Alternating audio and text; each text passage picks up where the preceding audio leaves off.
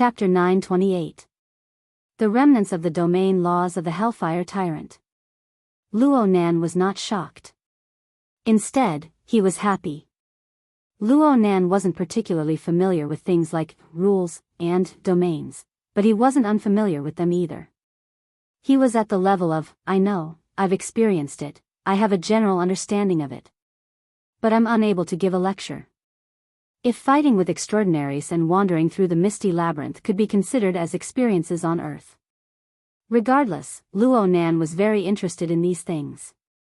He knew that grasping the domain laws and skillfully using them was the threshold he needed to cross in order to raise the level of his configuration ability to the next level. What's more, the stimulation these things gave him was so obvious in the game's scene. Moreover, it wasn't just stimulation for Luo Nan himself. When Luo Nan and the members of Mobile Squad 9 quickly passed through this fiery zone, the flow of energy within the unified configuration frame formed by the Labyrinth Division formation was clearly affected by the dazzling light and the corresponding high temperature. Under the automatic adjustment of the Dynamo Core unit, the squad members, the equipped exoskeletons, the vehicles, and the heavy assault armor all made corresponding micro-adjustments. The machinery bore more pressure, consumed more energy, and weakened the powerful heat radiation of the outside world. At the same time, the relevant personnel needed to ensure the work efficiency of the internalized or mounted dynamo core. They had to cooperate in the frame state of their body and soul. This was only on the material plane.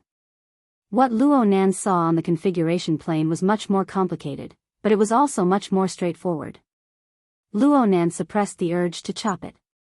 He used a method that was not out of line to observe seriously. But the problem was that the order was just that. On the level of details, no matter how seriously he looked or how much effort he put in, he could not see it particularly clearly. Luo Nan had guessed that it might be due to the limitations of his mental sensing mode when he was far away. But right now, he was riding a light vehicle that simply ran over the fiery zone. The standard battle formation was in direct conflict with the remnant laws of the Hellfire Tyrant. What he could see was still limited.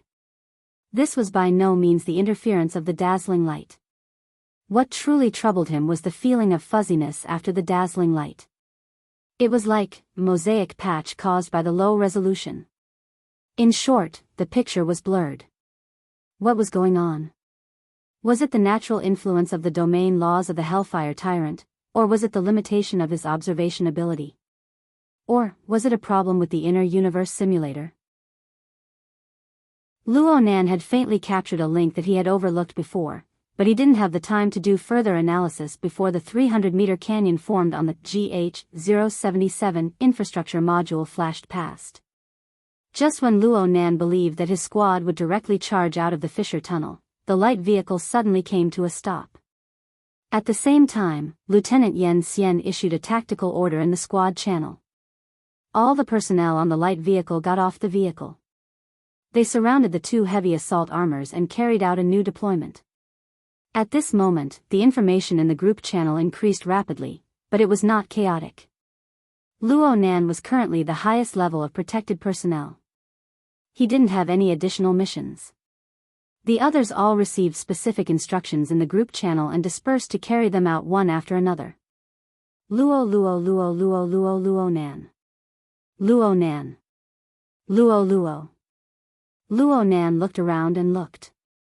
Nan's Luo. Luo Nan was free for a time. He turned his head to look in all directions, sizing up the surrounding environment. He was a bit surprised. This was because the scene didn't suddenly become clear and bright after he arrived at the end of the fissure tunnel. Instead, the interior of the tunnel maintained a certain continuity. The end of the flaming canyon could not be seen in front of him. However, the material was no longer the special material piled up from the corpses of the plate-building insect. Instead, it was the natural rock stratum of Vanguard Planet Number 4. Right now, the ground Luo Nan was standing on was still part of the Bio-077 infrastructure module. The temperature was quite high, but it was still within a controllable range. However, the influence of the defense configuration of the base's spacetime barrier began to weaken by a large margin. The dazzling flames of the Hellfire Tyrant wreaked more and more havoc. Not only was his line of sight severely obstructed, the ground and the rock stratum on both sides seemed to be warping and melting under the high temperature. There were even some magma-like viscous streams of fire flowing through the cracks in the precipitous walls. At first glance, it looked a bit like the Blood Soul Temple. Correspondingly, explosions, blasts, air waves, fragments, and other battlefield elements had already begun to reveal a greater sense of existence. From time to time, there would be flying devices and flying alien life forms sweeping across the sky above the canyon. Of course, there were large amounts of burning earth and rock that continued to collapse from the flaming canyon. It made one suspect that if they continued forward, they would be buried alive without the need for the enemy to make a move. However, Luo Nan was still able to see the soldiers of Mobile Squad 9 advance into the endlessly collapsing depths of the flaming canyon without the slightest hesitation after receiving orders, even though they were only in exoskeleton light armor. They carried out tactical vigilance and exploration. The soldiers who charged forward did indeed have the support of the standard array. A thin layer of light film appeared on their bodies under the roasting of the dazzling flames, giving them protection. But soon, the figures of these people were engulfed by the flames. Even though the various data representing their states were still normal in the group channel, the visual effect was enough to make one tremble with fear. According to Luo Nan's rough judgment, the lethality of these dazzling flames was roughly equivalent to that of the mushed-mouth ape. Their forms were quite similar as well. They attacked the material and mental planes at the same time. Their current explosiveness was a bit lacking, but they far surpassed in terms of endurance and penetrative nature. In other words, these were all B+ rank lethality by Earth standards. But the soldiers who charged forward, all the members of Mobile Squad 9, were at the sergeant rank. They went in when they said they would, without the slightest hesitation. Most importantly, they had indeed realized the ability to survive and maneuver in this extremely vile environment. As for their cultivations, it was really hard to estimate using Earth standards. According to Luo Nan's estimations, the individual combat strength of the relay station's officers and soldiers was compared to Earth's. Ignoring the special circumstances of the mental side and the special characteristics of some soldier types, the sergeant rank was already in between the awakened and the architect rank. In other words, it was on the level between C and B rank. If one were to include the bonus equipment, then they would probably have a B rank fleshly body.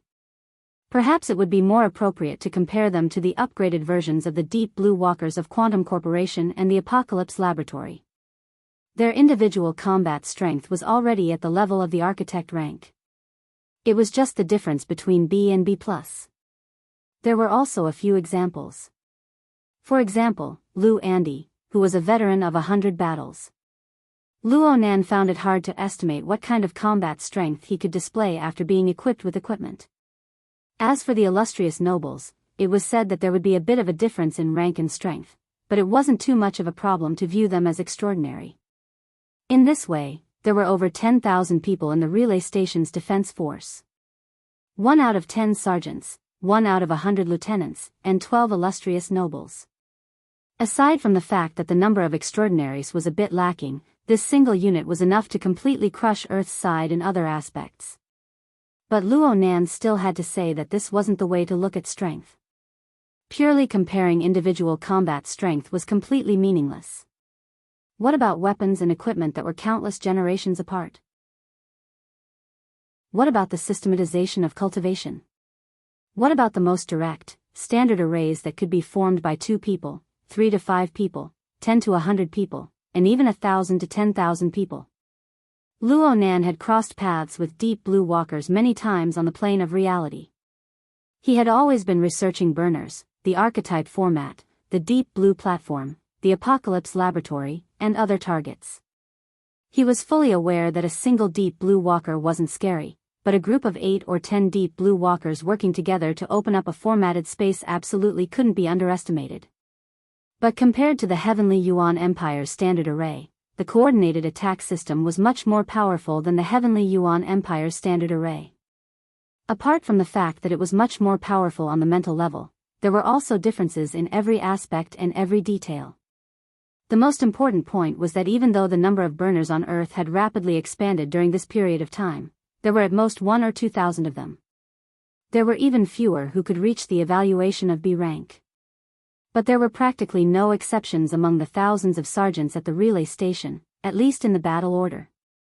Their combat strength was indeed powerful to the point of inconceivably powerful. But on this basis, what level was the combat strength of the great sovereign-level fantasy breed and his servant army that formed an all-out siege against the relay station? Needless to say, on an even broader plane, in the endless era of movement that spanned hundreds and thousands of years, super-powerful beings like Lord Zhanhe, great sovereign Chang Yishuan, and the gods of the heavens simply exceeded the scope of his rational imagination and construction. Luo Nan stood at the edge of the fissure tunnel at this moment. He faced the dazzling light and raging flames that assaulted his face. The standards of extraordinary power that he had gradually established on Earth began to melt and collapse. At the same time, a tender sprout of curiosity and thirst for knowledge was frantically absorbing nutrients within the shattered ruins. It grew rapidly, so much so that some of his thoughts, which had gradually subdued in the collective environment of strict military rules, began to stir once more. They popped. And it was at this time that Lieutenant Yen Xian suddenly called out to him. Luo Nan. Yes, Lieutenant. Luo Nan thought that the operation was about to begin, but he didn't know that he had pulled Yen Xian into an impromptu chat group.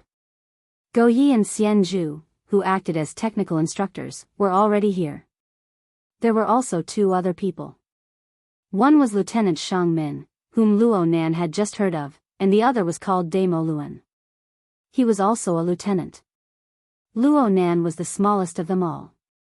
But no one paid attention to these details right now. The chat group interface was spread out with a simple diagram of the current situation on the battlefield outside. It was extremely intuitive. From Luo Nan's point of view, it was like he was facing a chessboard. His perspective cut in from the parallel direction of the Chu River Han boundary. The 2 flanks were the battlefield of intense strangulation. The green dot of light that marked the transport vehicle could barely be considered to be the left edge of the Chu River Han boundary. It roughly crossed the position of the Zhu Lin boundary and advanced with difficulty.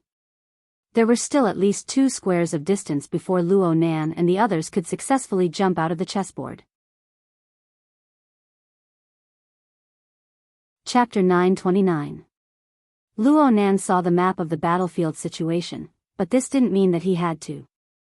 Or that he had the qualifications to think about this.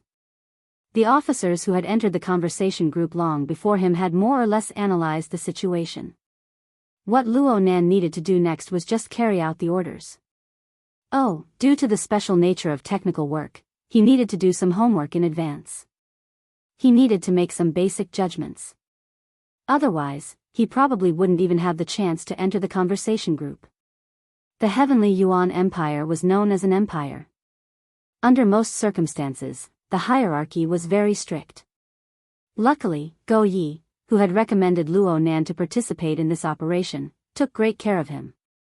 This is the transport vehicle structural diagram, the mounting module diagram, and the design diagram of the freezing device. Both the configuration and the machinery are present. Also, this is the current real-time self-inspection status of the transport vehicle. There is also the list of spare parts and maintenance plans that Officer Xian Zhu and I have determined based on the above information. A portion of this has already been carried over by Mobile Squad 9. The rest will be delivered by the Battlefield Supply Department at a fixed point after confirmation. Luo Nan instantly received a large amount of information. He also received Lieutenant Go Ye's complex and meticulous train of thought on this matter. He was quite embarrassed by this. Compared to a veteran maintenance soldier like Go Yi, Luo Nan's train of thought was a bit too straightforward. He had come over with his head down, completely neglecting the spare parts and maintenance plans. Even if he reached the transport vehicle, would he have to use his teeth to fix it? Xian Zhu also spoke. Basically, you can follow this. But you need to pay attention to the basics. In this damned place, unforeseen events can happen in the blink of an eye. Plus, some people have chosen a tactical route. Basically, they are aiming for the unexpected. Shut your mouth. We've already delayed for a quarter of an hour. Even if we delay for 10 more seconds, the entire operation will be pointless. Lieutenant Damo, who Luo Nan had never dealt with before, sounded extremely irritable. Luo Nan was even able to hear some explosive noises from deep within. Could it be that this Mr. Lieutenant was still in the middle of battle? Luo Nan couldn't get angry at such a person. Soon, a slightly raspy female voice rang out. Damo, your opinion and attitude have already been made clear. You won't change it. Then concentrate on doing what you need to do. The flank has taken another hit. TCH. The short words had yet to finish when the chat interface already displayed the words, Shang Min has kicked Damo out of the conversation group. This big sister lieutenant was really straightforward. Luo Nan couldn't help but think of Go Yi and Xian Zhu's trust towards this female officer. They even felt fear. Just as this thought flashed through his mind, he heard the voice again. Now the inner magnetic coil on the left side of the car body is broken, and the energy storage tank is giving an alarm. What should we do? Go Yi immediately said, you only need to, I'm asking the maintenance soldier who's about to board the train. Only now did Luo Nan realize that this big sister lieutenant officer was coming straight for him. But what could he do even if he knew? He had never come into contact with transfer vehicles before, and he had only obtained the relevant blueprints and information for a few seconds. How could he come up with a plan? Speaking of which, how many days had it been since Luo Nan was asked to the point of being tongue-tied when it came to professional knowledge? It was precisely because of this experience that he was about to forget that he became more and more useless. His face flushed red and even felt a little hot. Officer Shang Min's tone was a bit cold when she asked Luo Nan a question. Perhaps those two cripples sent you because they had more thorough considerations. But I believe that before you board the bus, the most important thing you should do is, all I have to do is make up for it. Holy crap. Luo Nan immediately thought of Officer Damo's fate. How could he not know what he was facing? In this instant, he wasn't thinking about begging for mercy or a reprieve. Instead, he was thinking about something that was especially important to him. It should have existed alongside the battlefield situation diagram, but it wasn't reflected in the diagram. Luo Nan's voice moved, and something popped out in his mind. I want the real-time route of the transfer vehicle and the monitoring diagram of the surrounding spatial barrier configuration. Only the heavens knew whether or not the words he had hastily organized could be conveyed properly. In any case, Luo Nan had already been kicked out of the conversation before his voice faded away. The simplified map of the battlefield that he had seen in the dialogue earlier had also been wiped clean. Hey! Luo Nan let out a low cry, but it was useless. Officer Yen Xian turned his head at this time. The eyes beneath the metal helmet seemed to be observing him. Luo Nan pondered whether or not he should let this officer help pass on a message. But at this time, the Chu River Han boundary appeared in the virtual interface of Luo Nan's left eye in the form of a chessboard. The complex and changing graphical lines and numeric symbols appeared at the same time as well. Luo Nan would have been stupefied in the past, but after listening to Lieutenant Commander Xing Zhan's lecture earlier, he already had some ability to adapt to this kind of expression. He knew that this was the real-time monitoring data of the defense state of the base's internal and external areas by Ant Kuei, the highest-level AI of the relay station. Those who knew the ropes would naturally be able to obtain the necessary information. Luo Nan could barely be considered as someone who knew the ropes. Aside from this, there were even more intuitive markings on the chessboard. Two dotted lines extended out from the green dots that represented the transport vehicle. One was to advance along the edge of the Chu River Han boundary, and at the very end of the chessboard, he would enter the canyon area in the center. The other was to directly enter the canyon from where the grid was, and then go straight to the blocking position from the center. Seeing these two lines, Luo Nan immediately understood what the officers were discussing and debating about in the impromptu chat group. Of course, he also knew what the final result would be. Sure enough, the conservative route that extended along the edge of the canyon had already been erased in the time it took to breathe. All that was left was the route that forced its way through the depths of the canyon. Luo Nan naturally discarded the data of the useless region. He focused on observing the situation of the space-time barrier in the canyon region in front of him. The chaotic and changing graphical lines gave him a sense of intuition. The rapidly switching numbers were even more callous. Luo Nan wasn't sensitive enough to the latter, but he already knew that this path was absolutely not easy to walk just by looking at the former. He didn't know or care about the other dangers. What gave him the biggest headache was how to deal with the intense conflict between the spacetime barrier and the laws of the Hellfire Tyrant's domain. The structural strength of the transport vehicle was a challenge. The maintenance of the transport vehicle's transportation environment was another. Luo Nan quickly flipped through the blueprints, doing his utmost to absorb the key points of knowledge within. His cerebral cortex faintly swelled and cracked. Right when he was racking his brains, Lieutenant Yen spoke in a deep voice. "What's your opinion?" "Me?" Luo Nan was startled, but he knew that he didn't have the time to hesitate. He immediately gritted his teeth and answered, "I need to do an on-the-spot survey and adapt." This definitely wasn't a good answer, but Lieutenant Yen Xian didn't have any other reaction. He just said, "Then let's go. The light vehicles in front are unable to pass. You activate the follow mode and pin down Jia Gang. I'll be behind you." Jia Gang was a member of Mech Class 9. Luo Nan was one of the pilots of the heavy assault armor. He glanced to the left, looking at the steel behemoth that was 3 times his height and 50 times his weight. Luo Nan had already activated the relevant interface on the Dynamo Core program. Naturally, Luo Nan had no reason to refuse. "You don't need to think too much for now. Concentrate on studying the data. You need to display your usefulness in the transport vehicle." Lieutenant Yen Xian didn't say what would happen if Luo Nan didn't display his usefulness. Luo Nan didn't want to know. The auxiliary AI vibrated once more. It was Lieutenant Go Yi who sent more data. It was an extremely considerate solution to the problem of magnetic coils and energy storage tanks. Xian Zhu's message followed closely behind. "Don't worry. There are quite a few field maintenance soldiers over there. We aren't crazy enough to let you shoulder the burden alone." Luo Nan's eyelids twitched. Even though Xian Zhu said these things to reduce the pressure on him, Luo Nan acted as if he hadn't seen these words. Lieutenant Yen Xian didn't tarry any longer.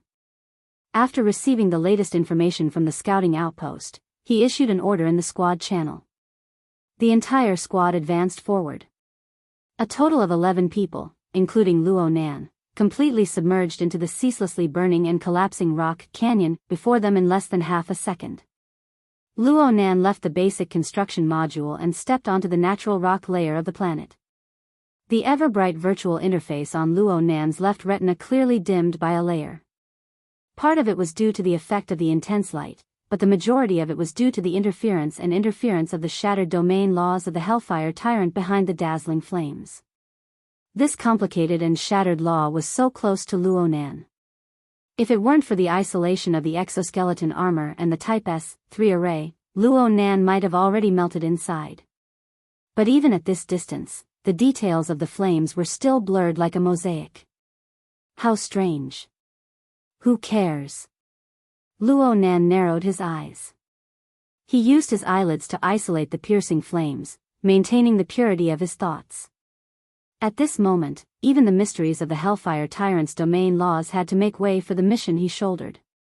Sergeant Jia Gang drove his heavy assault armor up ahead, directly smashing through the wall of fire and the ceaselessly falling earth and rock fragments.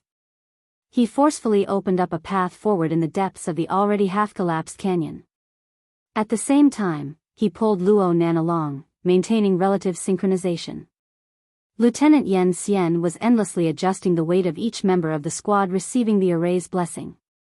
No matter how he adjusted it, Luo Nan would always be the one with the highest priority. So much so that Luo Nan's vision was completely blocked several hundred meters ahead. There were no other changes to Luo Nan's body aside from the floating dust and the elevated temperature caused by the scorching flames. Under these conditions, Luo Nan endlessly integrated the design blueprints, the transfer vehicle's real-time self-inspection results, the surrounding environment. Of course, there were also the nesting and functional relationships of the spacetime barrier, the standard combat array, and other large and small configuration systems. He knew that time was of the essence. He simply gave up on the material and mechanical parts and only focused on one. Because of this, the knowledge and information he grasped didn't have a standard to refer to. All he had was the general network of thought that was established on the foundation of configuration, as well as his mind that gradually stabilized. Suddenly, an order pierced into the group channel and Luo Nan's auxiliary AI mission system at the same time. It included the corresponding authority and signal link. And the most core sentence was, "Get in the car." Chapter 930.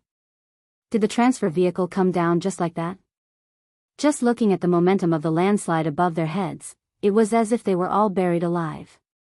Should he charge in under these circumstances? In the end, Luo Nan was not an elite who had experienced hundreds of battles on the battlefield. He instinctively analyzed the situation when he saw the collision of flint and stone and the momentum of the landslide pouring down. The problem was that he was currently in the middle of the platoon. It was simply not his turn to make a judgment. He did not move. The heavy assault armor in front of him was pulling him to move. Behind him, Lieutenant Yen Xian was forcing him to move. There was no need to shout to urge him. The configuration change of the platoon array was the clearest command. Luo Nan did not resist. He made the choice that was most in line with battlefield discipline at this time.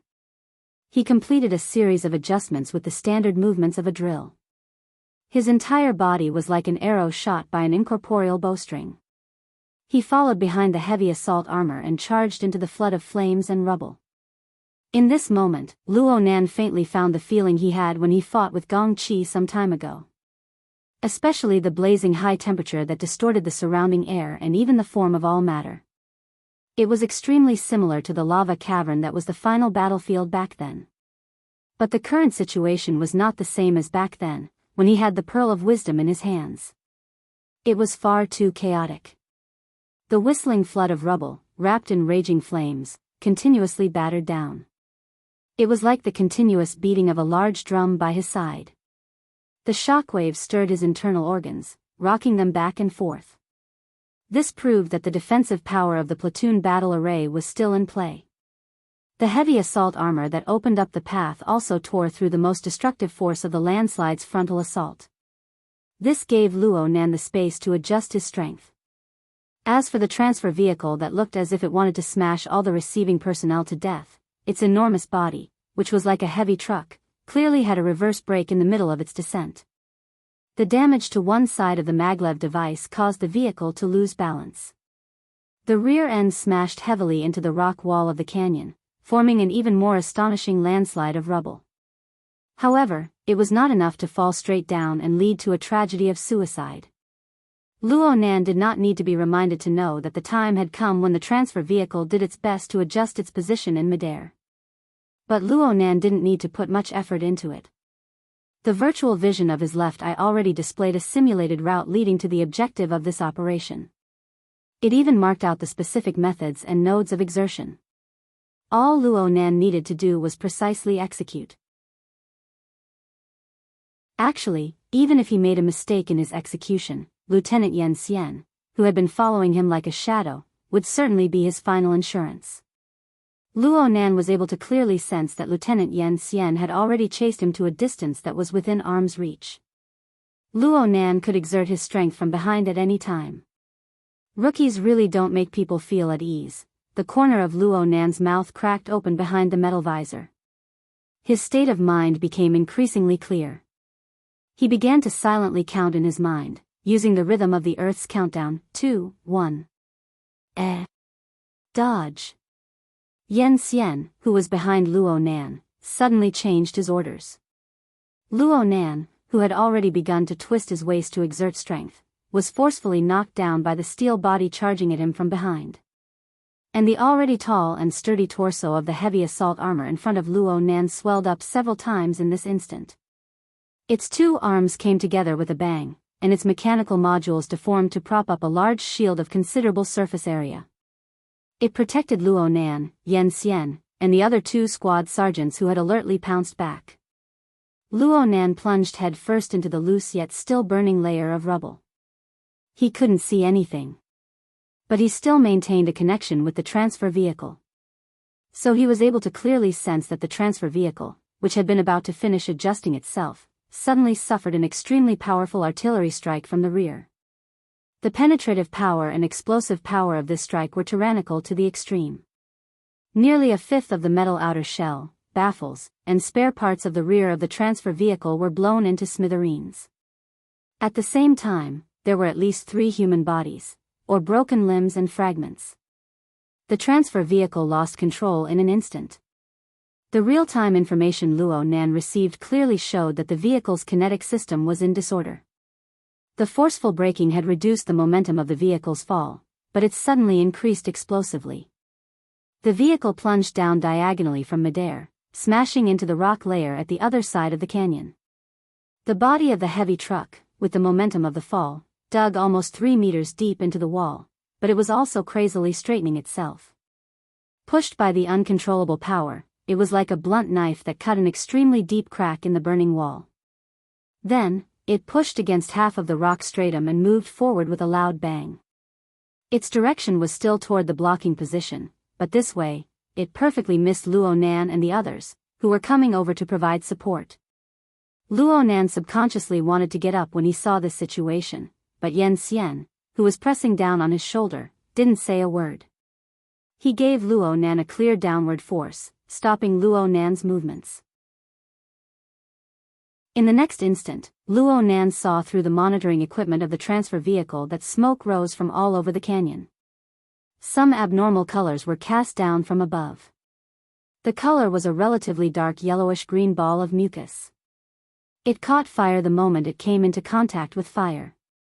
Smoke rose everywhere, and it rapidly accumulated to a certain density before exploding with a rumble. The dazzling flames that were burning on the rock layer exploded into a rain of fire that filled the sky. This rain of fire would burn and corrode a hole in the blink of an eye as soon as it landed on something solid. Moreover, there was a second explosion. It was extremely sinister. Luo Nan's side was able to evade in time. He had the heavy assault armor blocking the outermost layer. The defensive power of the array was effectively concentrated, allowing him to avoid this disaster. It was just that the surface of the armor controlled by Jia Gang had suffered quite a bit of damage. But on the other side, the transport vehicle had already suffered heavy damage.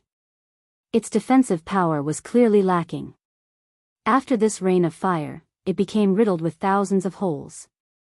The sinister flames that had been catalyzed were impossible to extinguish as long as they burned. The flames followed along the outer armor of the vehicle body, continuing to spread and permeate. In the short span of a breath, the transport vehicle had truly become a train. It was like a raging burning ball of fire. It launched a desperate charge toward the fissure tunnel several hundred meters away. "Let's go." This time, Yen Xian forcefully pulled Luo Nan up. Then he exploded into action, reversing his direction. He charged like a hurricane on this side of the canyon in an attempt to catch up to the transport vehicle, which was wrapped in flames. Luo Nan used his own perspective to quickly survey the surroundings. He saw a series of muffled collisions. It was similar to the cannon fire that had fiercely struck the transport vehicle before. The collisions smashed into the 2 sides of the rock walls. Every collision caused smoke and dust to fill the sky. Shock waves crisscrossed back and forth, pounding people's lungs and causing their skulls to shake. Shadows streaked across the air above the canyon.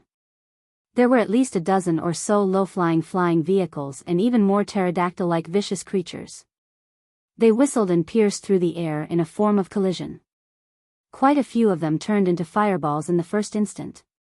Armored soldiers jumped out of the vehicles and fell to the edge of the canyon. Some even fell to the bottom of the canyon. As for the pterodactyls, they were the main culprits that had spat out the acid bombs. They suffered quite a bit of damage right now. Fortunately, they weren't able to drop a second wave of catalyzing poison that could have taken their lives. There was also an enormous beetle that was the size of a heavy tank at the edge of the canyon. It was unknown when it had surged up, but it fell down like dumplings. Its enormous size was simply a devastating disaster for the already fragile canyon. It gave people the feeling that hundreds of thousands of square meters of earth and rock had collapsed in the blink of an eye. Luo Nan had seen the acid pterodactyls, the assault beetles, and the monsters that carried out the long-range bombardment during his offline testing. He had been in the game for a long time, and he understood that these were the servants of the magnetite mica jellyfish. They were terrifying monsters that were created under the dual effects of magnetization and stitching. There was also the Hellfire Tyrant that was still in a corner of the battlefield. It was extremely likely that this was the result of the third and most mysterious ability of the magnetite mica jellyfish, the Dimensional Gate. This was the might of a senior monarch-level magnetite mica jellyfish. He was thinking too far ahead. But these things before his eyes were undoubtedly attracted by the transport vehicle. The intensity of their battle had already exceeded the norm. Even with Luo Nan's relatively meager knowledge, he was able to determine that this represented the tyrannical senior monarch-level life form that occupied the clouds. It was currently casting its attention in this direction. There was no doubt that the base was mobilizing troops as well. But the space-time fortress was damaged, and the front lines were in a state of chaos. The response was inevitably a beat slower. Right now, the natural rock layer region of the Blazing Canyon was close to the Bio-077 module. It was on the verge of collapse. Not only were the flames of the canyon not extinguished under the surging flood of earth and rock, but they exploded once more. Though they didn't turn into a rain of fire, the impact force was still extremely tyrannical. Luo Nan, who had already turned back at high speed, felt high-temperature flames pounce on his back. His exoskeleton armor was about to melt. At this time, metal clanged. The heavy assault armor that Jie Gang piloted was like a sturdy wall. It forcefully inserted itself between the gushing flames and the retreating Luo Nan and the others, isolating them from the high temperature and the shockwave. On the other side, the other heavy assault armor did the same. It protected the other light armor infantry of the squad, blocking at least a portion of the attack. In an instant. Then, this temporarily formed defensive array was wrapped up by the dazzling flames and shockwave of the explosion. It was on the verge of collapse. And after the impact of the raging flames, an even more deadly and vicious enemy was about to attack. Luo Nan couldn't pay attention to the surging heat wave behind him. He just stared fixedly at the transport vehicle in front of him that was already beyond recognition. The maintenance plan that Go Yi and Xian Zhu had prepared in advance had long since become a pile of meaningless symbols under these circumstances. Most of the information that Luo Nan had forcefully stuffed into his brain was about to be turned to ash along with the flames wrapping around the vehicle. Yan Xian was still leading Luo Nan in pursuit, but he didn't have any effective orders. It was easy to imagine that the impromptu conversation group he was in certainly didn't have any clear plans. In fact, under these circumstances, it was unknown whether or not the freezing device, which had harsh requirements for maintaining the environment, would still be working normally. No, it was still working. Luo Nan's breathing grew more and more hurried as he madly sprinted to his limits. At this moment, his brain was constantly refreshing the real-time monitoring data of the transport vehicle, even though it was becoming more and more incomplete, more and more blurry and chaotic. Speaking of which, this wasn't much from Luo Nan's perspective. He wasn't an expert when it came to the mechanical structure of the vehicle. His true domain of superiority lay in the level of configuration that was above the material substance. In Luo Nan's eyes, the core configuration of the current transport vehicle was extraordinarily complete. Perhaps this description needed to be extended to an even broader domain.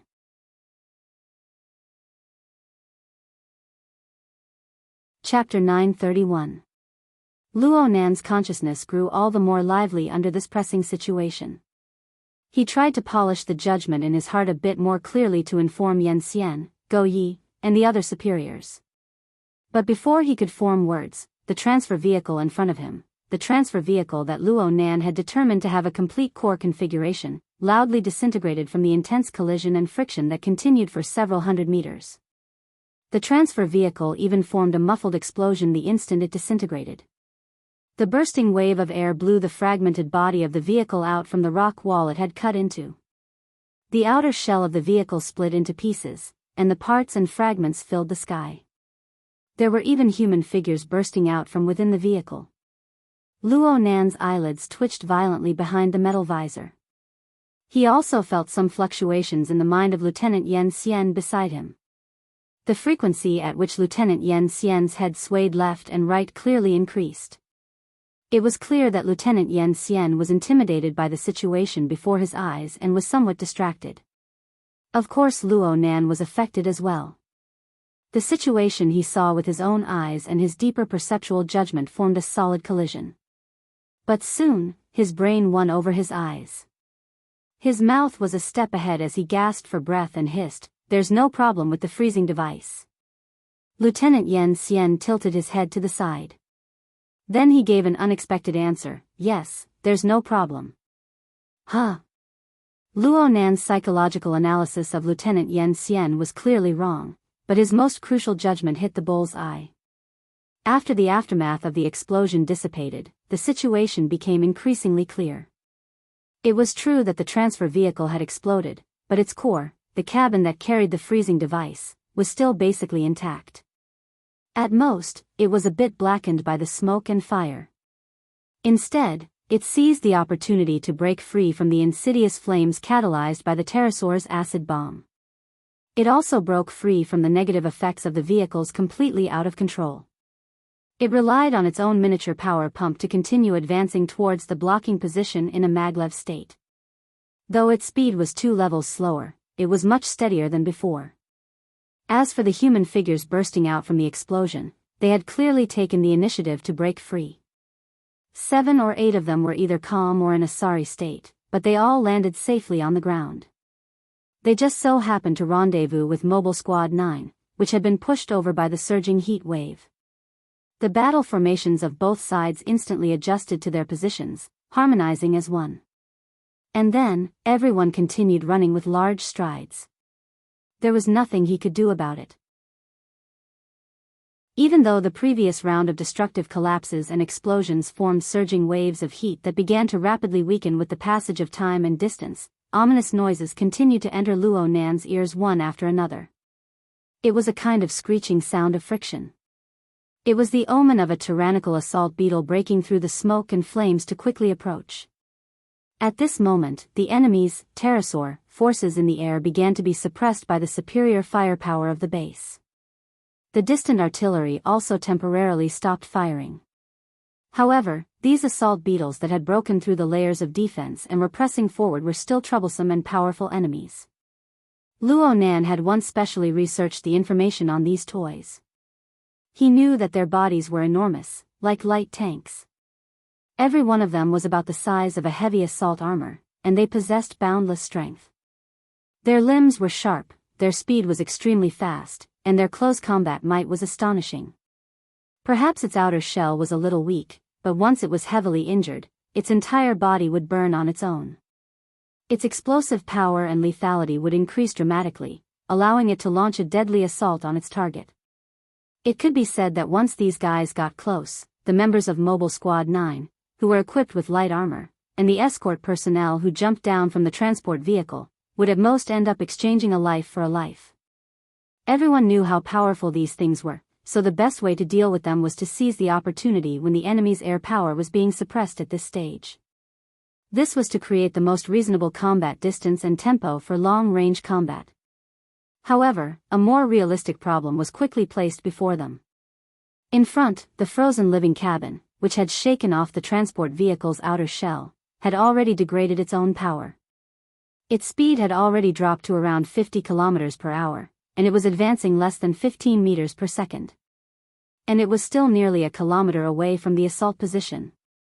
The group channel, which had been silent for a long time, finally refreshed with new orders.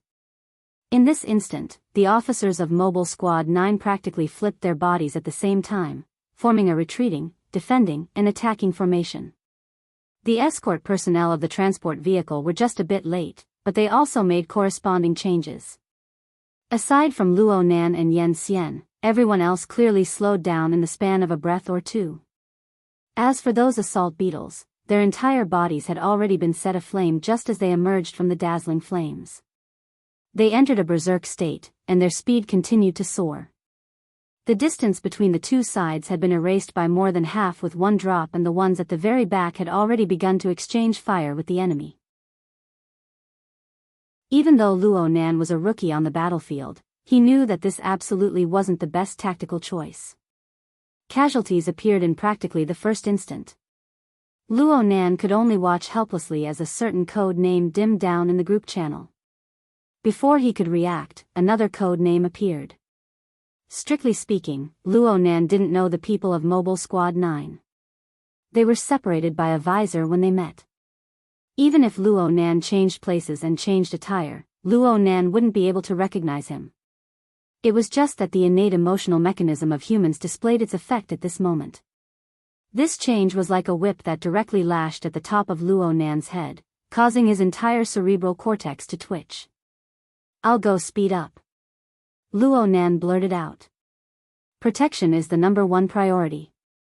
Lieutenant Yen Xian's voice was so calm that it didn't seem like a real person's. Luo Nan didn't argue with him. It was also at this moment that the plan in his mind suddenly became clear. He began to output into the temporary channel connected to Go Yi and Xianzhu. He adjusted and selected the tools and spare parts he needed. The two officers had previously designated a large portion of the items. Luo Nan didn't request for additional items. He needed to save time. There were no arguments in the channel either. The two officers, who were also the seniors of the maintenance soldiers, chose to let the frontline maintenance soldiers follow their own train of thought at this critical moment. This was also to save time. Confirm. Fire. The spare parts Luo Nan requested were fired from the location of the assault array through guidance technology. They were thrown to the place they had to pass through in order to receive them. But what arrived first were 3 blazing flashes of light. They practically streaked across everyone's scalps. They exploded a few meters behind Luo Nan. To be more precise, they exploded in the line of fire formed by the assault personnel behind him. The assault position, fortress, was the artillery support. The number of assault beetles that were blown over was secondary. What was important was that it formed an even larger landslide. It completely blocked off the path to Flaming Canyon behind the line of fire. The offensive of the vicious assault beetles had suffered a setback. But it was only a setback. The magnetic mica jellyfish of the senior monarch level had certainly set Flaming Canyon as an extremely high priority. The servant army of the frontline battlefield poured in regardless of the cost. These stitched freaks, who had no concept of fear and death, displayed a crazy drive to blast open the defensive barrier of time and space. They used the explosions of their own kind as their main attack, and they used their sharp limbs to dig as support. In the blink of an eye and a breath of time, the collapsed canyon passage was forcefully pierced through by the swarm of assault beetles. This kind of investment seemed to be enough to carry out a few waves of assaults against the assault position ahead. In fact, the assault position had already entered a state of war. They had begun to execute the assault mission. Luo Nan divided a portion of his mind to pay attention to the battle situation, but his thoughts were not chaotic. Instead, his thoughts became clearer and clearer. The spare parts and toolboxes were already in place ahead. To the side, the outer cabin of the maglev propulsion frozen alive installation was already a short distance behind them. It was even easier to calculate ahead of time. He could faintly feel Lieutenant Yen Xian's gaze turn over. This was a critical juncture where he needed to make a move. If Luo Nan did not react in time, Yen Xian would do the same as before and make the decision for him. This time, there was really no need. Luo Nan exhaled and inhaled from behind his visor. He sent out a message in the group channel, "Prepare to dock." This time, he did not count down. He directly exerted force after the preparatory work was completed. The exoskeleton armor that covered his entire body gave him an even greater restraint.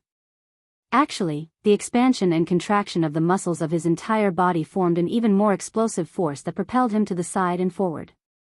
In the end, Luo Nan was not a true rookie recruit. Even though he had never experienced a battlefield like this, he had crossed swords with all sorts of people on Earth. This experience was enough to temper his judgment and action power at critical junctures. In this moment, the state of the outer cabin of the Frozen Alive installation, the state of the squad, the state of the spare parts box ahead, and his own state all appeared in his mind in a configuration mode that was detached from the substance. The configuration mode continuously refreshed and changed. Whether it was calculation, prediction, or intuition, there was nothing wrong with Luo Nan's ejection trajectory, and the forward path of the outer cabin of the Frozen Alive installation converged in an instant 20 meters ahead of him. It was at the midline of the canyon. And there was precisely the location of the spare parts box that had been launched over. Luo Nan took the first step and unlocked the privileges of the spare parts box through the air. He controlled this box made of special materials and placed it flat on the flame-covered ground. Luo Nan, who was suspended in midair, waited for a moment in this position. The belated outer cabin of the Frozen Alive installation passed through the top of the spare parts box and collided head-on. A muffled sound rang out as the spare parts box accurately adhered to the bottom of the outer cabin of the Frozen Alive installation. At the same time, a data link was realized. As for Luo Nan, he had already obtained the relevant privileges earlier. Right now, he displayed his usefulness. The outer cabin of the Frozen Alive installation, which was completely in the state of a lump of iron, opened a door in front of it. Luo Nan shrunk his body and rolled, smashing his body inside. Luo Nan's ears buzzed and vibrated in this moment. Then he collided with a layer of nothingness, an air buffer membrane. He spun a dozen times in this not-so-spacious area, and the powerful momentum was digested. It was just that Luo Nan couldn't control his body's balance too firmly for the sake of ensuring the relative stability of his brain and lungs. The air buffer membrane disappeared, and his shoulders and hips smashed onto the floor of the carriage with a bang. Luo Nan didn't have any other reactions aside from gasping for breath. At most, he took the opportunity to test the state of the spare parts box through the floor. Then he propped himself up and looked out the only side window. He saw Lieutenant Yen Xian's figure shoot back at high speed from outside. Clearly, he had already returned to the front lines of battle. Luo Nan's gaze turned back. It was unavoidable that his gaze was attracted by the translucent Frozen Alive installation at the center of the cabin. The person inside that had entered a Frozen Alive state seemed familiar. Whether it was the tall and astonishing torso, or the malevolent metal prosthesis that blended with flesh and blood on its cheeks, it gave off an extremely deep impression.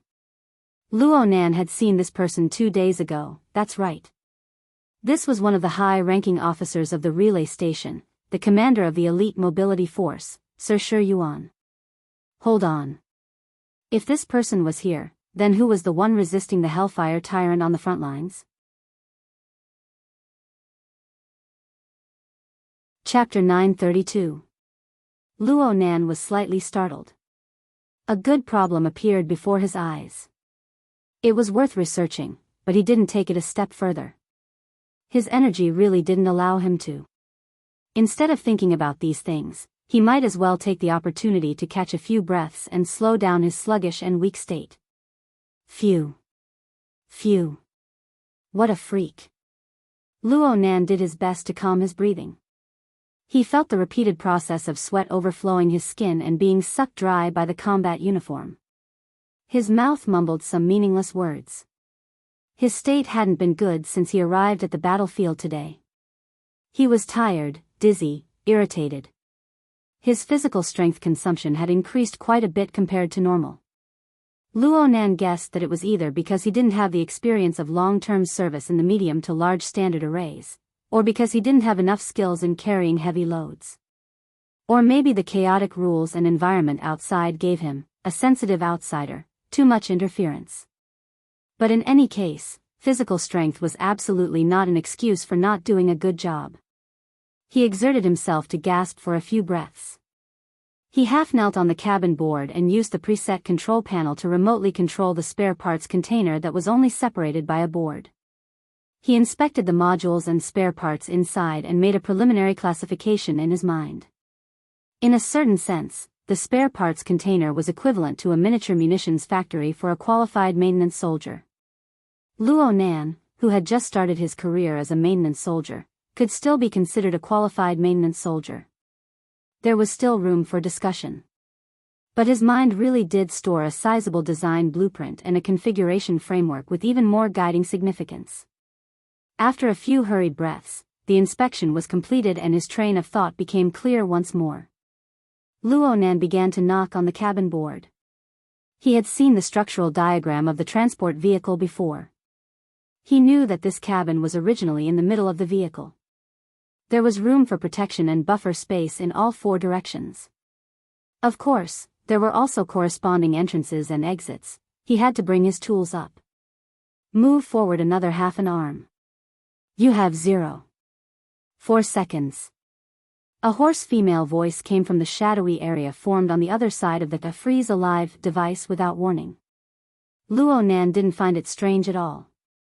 No matter how the vehicle disintegrated or how many guards jumped or were injured, Lieutenant Shang Min, the only member of the medical sequence, would certainly be on the side of the freeze-alive device. Lieutenant Shang Min was the one who unloaded Luonan's momentum when he crashed inside. It was just that Luonan and Shang Min didn't have the leisure to do so. They didn't have the time to greet or chat. But now, when it came to maintaining the state of the freezing device, they had to communicate. Luonan also felt the need to explain a bit. I need 1 second. I need to take out the parts and complete the necessary assembly in the spare parts box.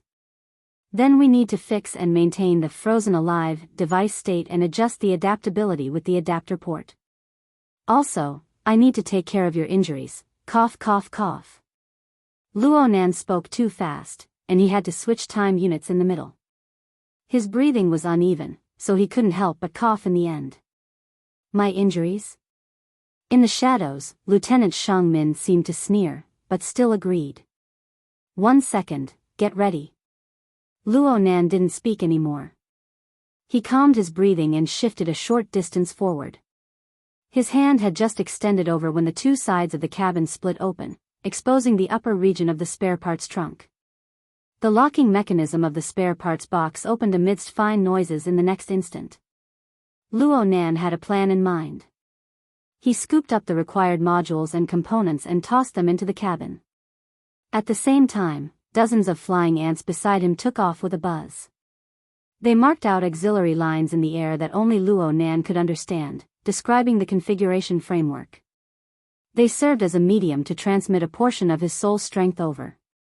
Luonan didn't know whether or not this was crossing the line. He couldn't care too much about it. The extremely short time limit forced him to use every method possible. Only after the syncopator had begun working did he extend his hand into the spare parts trunk and join in the assembly work. Luonan's assembly speed was so fast that the external vertical collar dynamo core was unable to keep up with the tempo at certain nodes. The dynamo core was faintly heating up at the back of his neck. Oh, or maybe it was because he wasn't used to violating the rules. Close the cabin. Thanks to Lieutenant Go Ye's standardization and foresight in loading the relevant modules, Luonan didn't need to use a full second. He was even notified ahead of time, and the cabin door immediately closed. Get ready to accelerate. Luonan shouted loudly. Then he immediately lay on the floor of the cabin. He extended his arm to grab the usable tools and spare parts that he had casually tossed out. He had just completed this series of actions when the outer cabin of the freeze-to-life installation was like a sports car that had stepped on the accelerator all the way down. It shot out with a speed several times faster than before amidst the explosive rumble. It practically crossed the majority of the remaining natural rock formation canyon in an instant. It was infinitely close to the location of the Base 077 infrastructure module. At this point, its speed suddenly dropped and it returned to its original level. It even dropped a bit. But no matter what, it was getting closer and closer to the blocking position. From beginning to end, the spare parts box and more than half of the modules and accessories inside did not enter the cabin. They had already completed their mission. It was nothing more than a single-use propeller. His train of thought is so crude and straightforward that it's scary. Lieutenant Shang Min's hoarse voice could still be considered steady, but speaking these dispensable evaluations proved that there were fluctuations in her state of mind. The instantaneous acceleration just now pushed Luo Nan directly to the rear of the cabin. He slammed into the cabin wall with banging sounds. He chuckled twice. No matter what was said, this simple single-use propeller allowed Mobile Squad 9 and the escort personnel to move the depth of the battlefield by a large margin into the Base 077 infrastructure module. They were already under the protection of the blocking position. They wouldn't need to engage in a life-and-death struggle with the assault beetles. This could pull back many people in an instant. Of course, Luo Nan also knew that the core of his mission this time was to ensure that the important person within the freeze-to-life installation was still Sir Shi Yuan. He had to transport him back to the blocking position in a stable state and then transfer him to the interior of the base. From the looks of things, it was still relatively stable. The explosive power of the single-use propeller was still within the range that the outer cabin of the freeze-to-life installation could bear. Though Luo Nan's plan was crude and straightforward, it had a relatively reliable basis. Luo Nan was not prepared to explain in detail to Lieutenant Shang Min. After all, the vanguard of the assault beetles was still 100 meters away. The enemy's aerial and long-range attacks could regroup at any time. Now was far from the time to chat. After laughing twice, Luo Nan struggled to get up. He organized the tools and spare parts he had just protected and began to reassemble. Luo Nan's position at the rear of the cabin was getting closer and closer to Lieutenant Shang Min. Without the obstruction of the freeze-to-life installation, they could look each other in the eye when they raised their heads. Of course, they could only see each other's exoskeleton armors. Lieutenant Shang Min sat in a semi-concave corner at the edge of the cabin wall. She bent one leg and extended the other. Her posture looked rather lazy, but she was actually controlling the injuries on her waist and abdomen. It was a rather heavy injury. Luo Nan only shot a glance in that direction before lowering his head to do the work in his hands. He needed to check the state of the freeze-to-life installation and perform a signal link. He needed Lieutenant Shang Min's authority, and the other side cooperated without any hindrance. Luo Nan's current work was different from his previous capricious disposable propeller project. He realized that the freeze-to-life installation was a necessary prerequisite for the docking of the interface between the freeze-to-life installation and the sniper position. Shang Min could certainly understand what he was doing.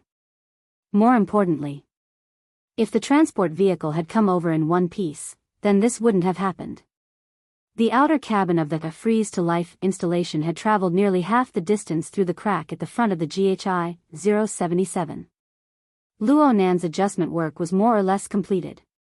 Most of the most important work was already completed. Luo Nan could finally shift his attention to Lieutenant Shang Min's side. He observed her injuries and evaluated whether or not she was competent in the transfer work that was about to be carried out soon. Shang Min's gaze had already rested on Luo Nan's body for a long time.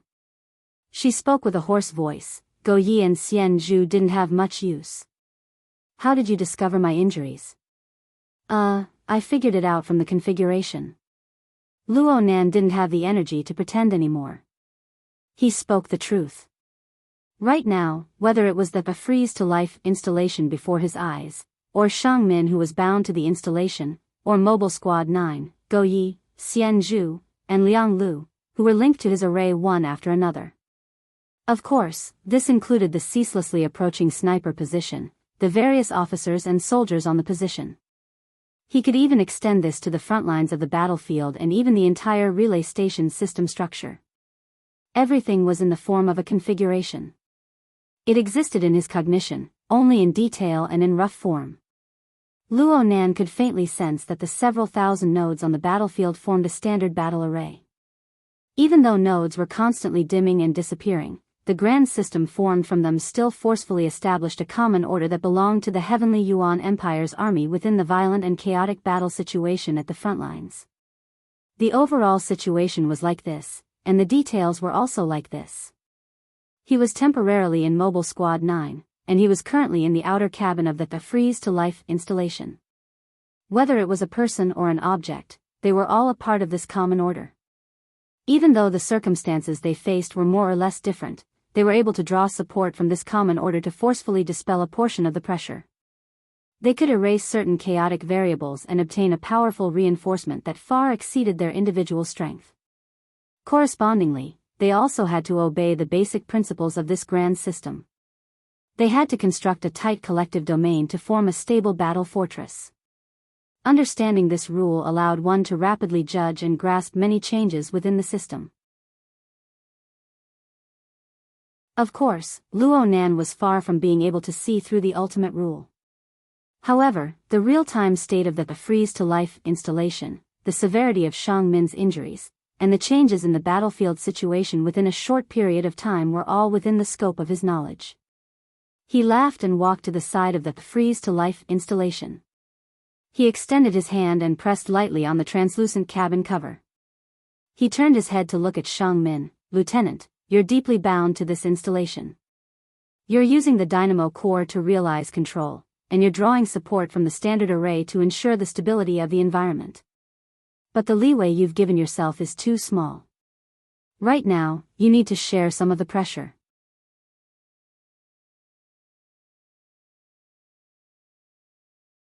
Chapter 933. What Luo Nan said was not a suggestion, but a solution given from the standpoint of a maintenance soldier.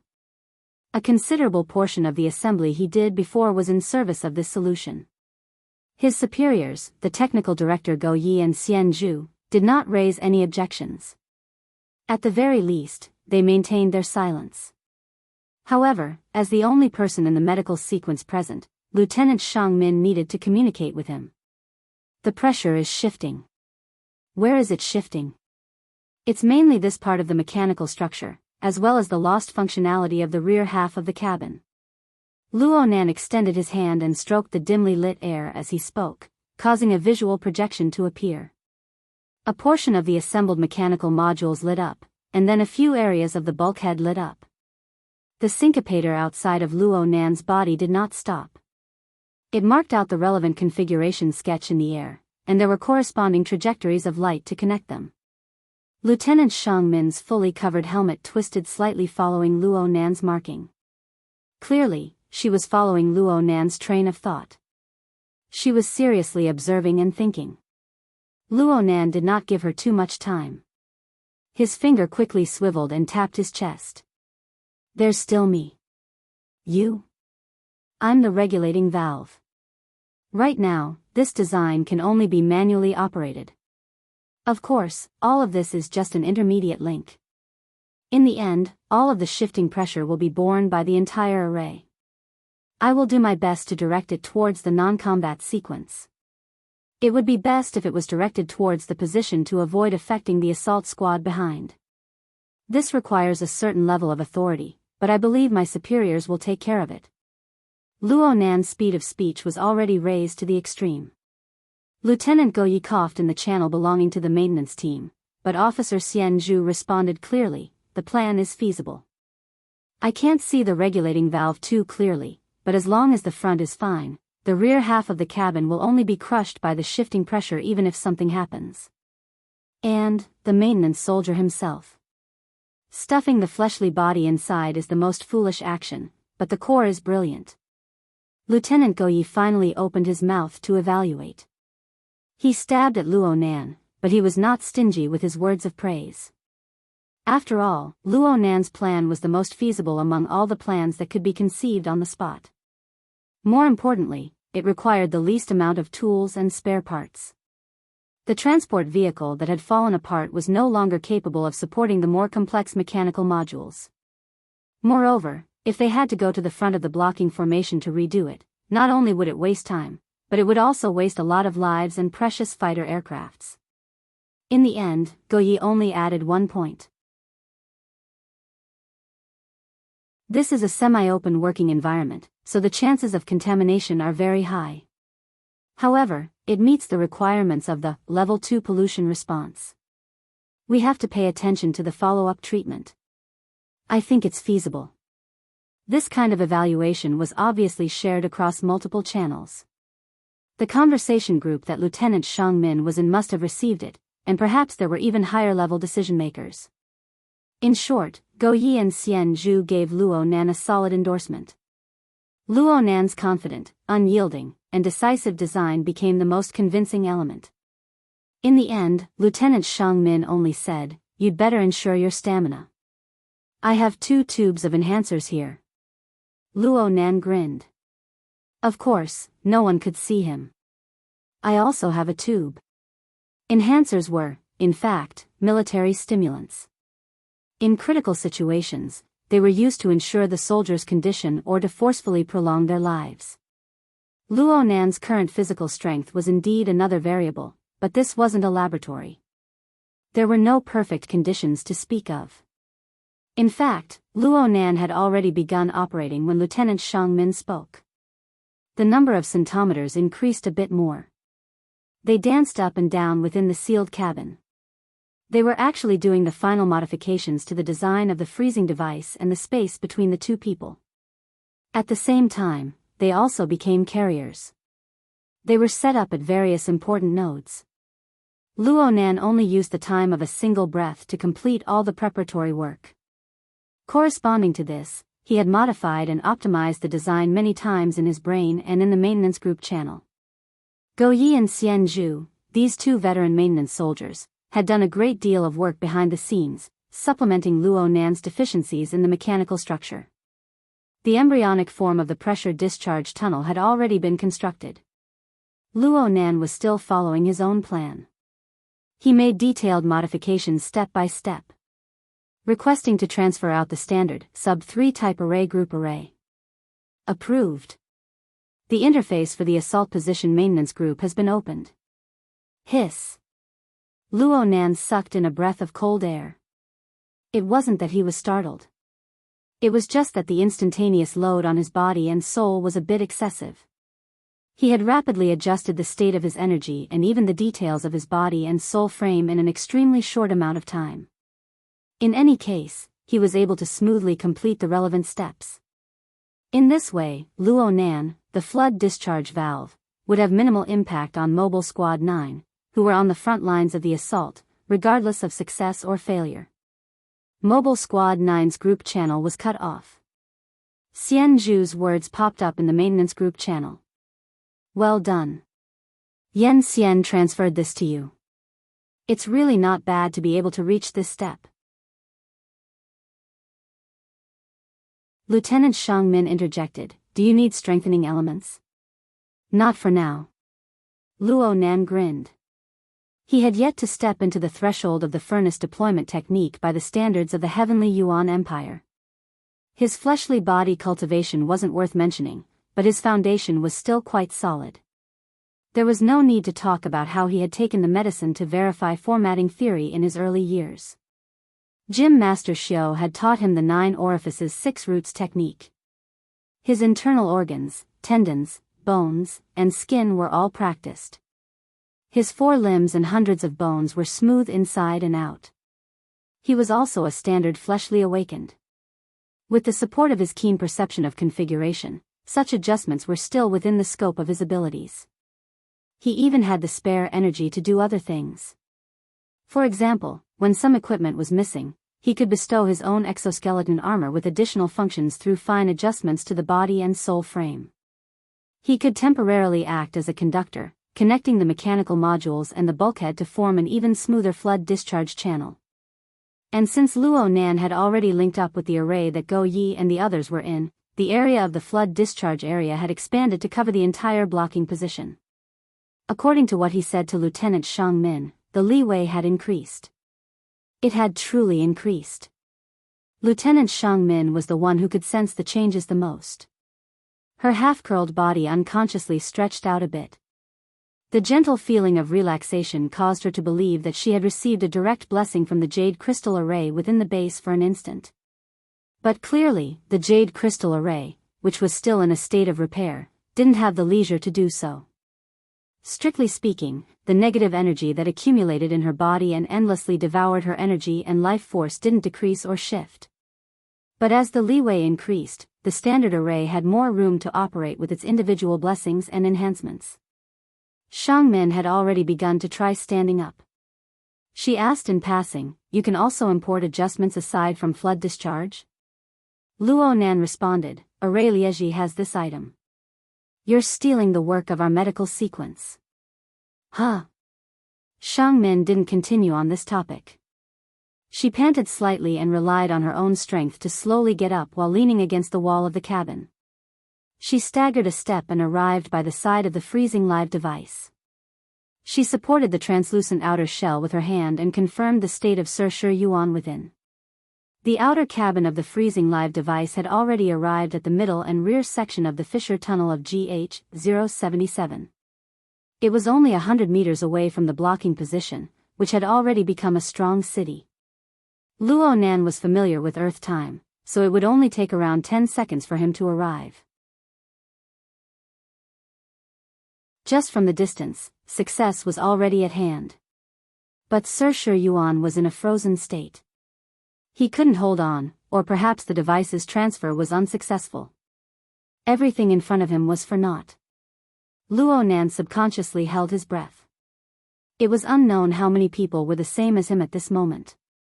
Then, he heard Lieutenant Shang Min sigh in relief with his own ears. She turned her head to look at him. Her metal visor was ice cold, but her voice was warm. The tool is an extension of the human body. The human body is also an advanced form of the tool. Only the soul is in control. You're quite classical. Luo Nan still wasn't too clear on the classical definition of the heavenly Yuan Empire. He could only laugh foolishly, yeah. Shang Min's gossip proved the effectiveness of Luo Nan's plan and execution. Perhaps the entire blocking position let out a long sigh of relief in this instant. The work entered a stable state. The vertical collar, chip on the back of Luo Nan's neck endlessly transferred data to the blocking position's transfer and maintenance module. Lieutenant Shang Min had something similar, but it was only limited to the freezing live device itself. It was also the core of all other designs and equipment services. Luo Nan didn't need to worry about it. The AI system established a real-time correspondence between these data for the executors to refer to. Luo Nan's authority was expanding, and he was exposed to more and more information. This included a portion of the base taking the initiative to open up to him. But at the same time, there were a few more subtle things. They gradually appeared as he operated special operations that hovered on the line of compliance and violation. The range and depth of Luo Nan's senses were both expanding. He still couldn't wander into the void as he pleased. But in this environment, where the dynamo core was the central axis that linked people and objects together, possessing a solid material foundation and a unique array system, his mental senses seemed to have a place of use. Especially the rapid absorption, digestion, and analysis of complex information. This was Luo Nan's forte as a psychic. Gradually, Luo Nan's consciousness began to drift. The restrictions of the special environment were a bit loose. It was as if he had pushed aside the fog of war in the front lines. He was able to observe and appreciate the formatted space constructed by the standard battle array. No, it was the bloodshed field, the myriad of formations and evolutions. Although the vast majority of the changes followed a pattern that Luo Nan could understand, the bloodshed field was able to realize an even higher level of operation by relying on these basic patterns. Needless to say, even a part of it was able to ascend to a higher level in a short amount of time. It was able to contend against tyrannical existences like the infernal tyrant and the magnetic mica jellyfish. Unfortunately, he couldn't understand anything at this level. It was just a blur. Luo Nan's state of mind was still quite stable. There were many things he couldn't understand in this mystical game scene constructed by the simulator of the inner universe. But as long as the disparity in the flow of time existed for a long period of time, he would have a lot of time to study it. Huh! A marvelous scene suddenly appeared in the space of a thought. Luo Nan saw two of himself. One was sleeping in a spacious bedroom. The entire scene was frozen like an engraving. The other was standing in a narrow cabin.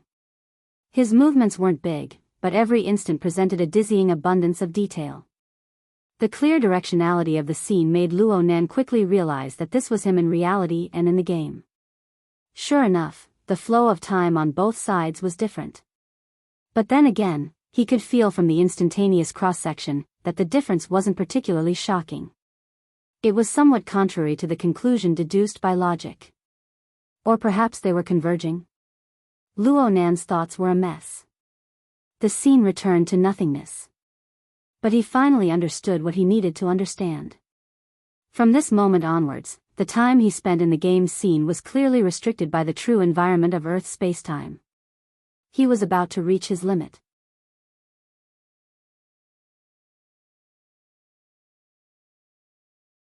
Chapter 934. Luo Nan still did not understand the reason for the formation of the limits, just as he did not understand the working mechanism of the inner universe simulator. His mind was inevitably a bit chaotic. The outer cabin of the maglev vehicle had already entered the area 50 meters from the blocking position at this time. Lieutenant Shang Min began to communicate with the position, activating the connection between the freeze-alive device and the transfer module in advance to preset it. The outer region of the infrastructure module, Microji 06, lit up with a faint radiance. It was an arc of light caused by the transfer module's energy coming into contact with the air. The outer cabin of the freeze-alive device had already gradually reduced its maglev driving force. It echoed with the transfer module from a distance and began to enter the docking orbit. Therefore, the outer cabin's propulsion speed decreased a step further. According to Luo Nan's estimations, it would take at least 10 seconds to complete this part of the orbit according to Earth time standards. From this moment on, the mission entered the most critical stage. Luo Nan forced himself to restrain his thoughts. He didn't want to waste his brain on a situation that could no longer be reversed. He poured his energy into monitoring the state of important targets such as Lieutenant Shang Min, the frozen life device, and the transfer module installed in the Microji 06. It could be imagined that Luo Nan wasn't the only one who was focused on these targets. It wasn't just Luo Nan who was staring at this scene. There were even AI systems performing real-time calculations to detect the corresponding relationship between the data of both sides. Any tiny flaw would trigger an alarm. The docking process was destined to not be smooth sailing. Having lost the complete facilities of the transfer vehicle, it was impossible for Luo Nan's hasty emergency response to be flawless. The outer cabin of the freeze-alive device only advanced 15 meters or so on the docking orbit. Alarms and stimulating blood-colored information popped out one after another. It was not a fatal design error, but it was limited by conditions. The docking process required a large amount of automatic calculations, timing, and quantitative work. Now, most of it had to be done manually. This required the support of large amounts of frequent, high-precision operations by the controller. Lieutenant Shang Min had thought of this the moment she decided to split the transport vehicle into pieces. She was mentally prepared for this long ago. She responded quite calmly, truly displaying the standard of an elite lieutenant of the medical sequence. Lieutenant Shang Min did not avoid Luo Nan during this time. She even intentionally showed him all the two-way communication information and operating procedures so that he could make a timely response. Luo Nan was just watching for fun when it came to Lieutenant Shang Min's specialized information. His chaos translation mechanism was far from being able to accurately translate it. He could not intervene for a time. However, Luo Nan still gained something in the end. Luo Nan looked at this extremely precise special system that was built upon the foundation of spacetime configuration. It went from a high degree of automation to a level of manual operation. It was true that dangers were everywhere, but it was tantamount to cutting open the black box of the system. It allowed Luo Nan to peek at a certain aspect of the spacetime structure and its application mode on the concrete configuration. Most importantly, Lieutenant Shang Min's personal strength was around the level of a Grade B architect. When performing such a high-standard and difficult operation, she had to rely on the buff of the bloodshed land. Luo Nan followed the logic of Lieutenant Shang Min's operation and observed the process and results of her original positioning within the standard array as well as the upgrade of her privileges. Luo Nan pondered over many things outside of the basic operation and his consciousness naturally entered a deeper region. Gradually he was able to learn more. He wanted to observe bloodshed land from a different angle and find more things to compare it to. He wanted to use an inaccurate but vivid metaphor to describe this vast and complicated formation system that was deeply rooted in the material plane but did not possess any material substance. Yes, right now Luo Nan felt that Bloodshed Land was like an enormous digestive system in a certain aspect. It was constantly resisting large amounts of external pressure, dissolving them layer by layer. At the same time, it also had to bear the burden of many chaotic elements that did not conform to the rules. It had to do its best to deal with these elements cleanly. It swallowed trash and even bombs, but it needed to go through a complicated cycle to digest it without affecting its material foundation. It even needed to convert a portion of it into effective energy to be re-exported and reutilized. This was simply an incomparably enormous negative entropy generator. In other words, its power was order. But Luo Nan could not say for sure whether it was order that gave it power, or whether it was itself that produced order. Luo Nan's understanding of Bloodshed Land grew deeper and deeper. The configuration structure and the corresponding changes he could observe became more numerous. But no matter how ever-changing and magnificent these structures and changes were, they were all rooted in strict and solid order and rules. There were no exceptions. At least this was the case on the front lines of the battlefield that Luo Nan saw. Every soldier of the Heavenly Yuan Empire was a basic node of this system. They followed the basic rules of the array system. This did not mean that everyone was a marionette, but the source of the power system that they cultivated and originated from this. All of the spiritual changes were integrated into it, forming a benefit to the system itself. Of course, in order to radiate the value of this benefit, one needed to be an outstanding expert to achieve it.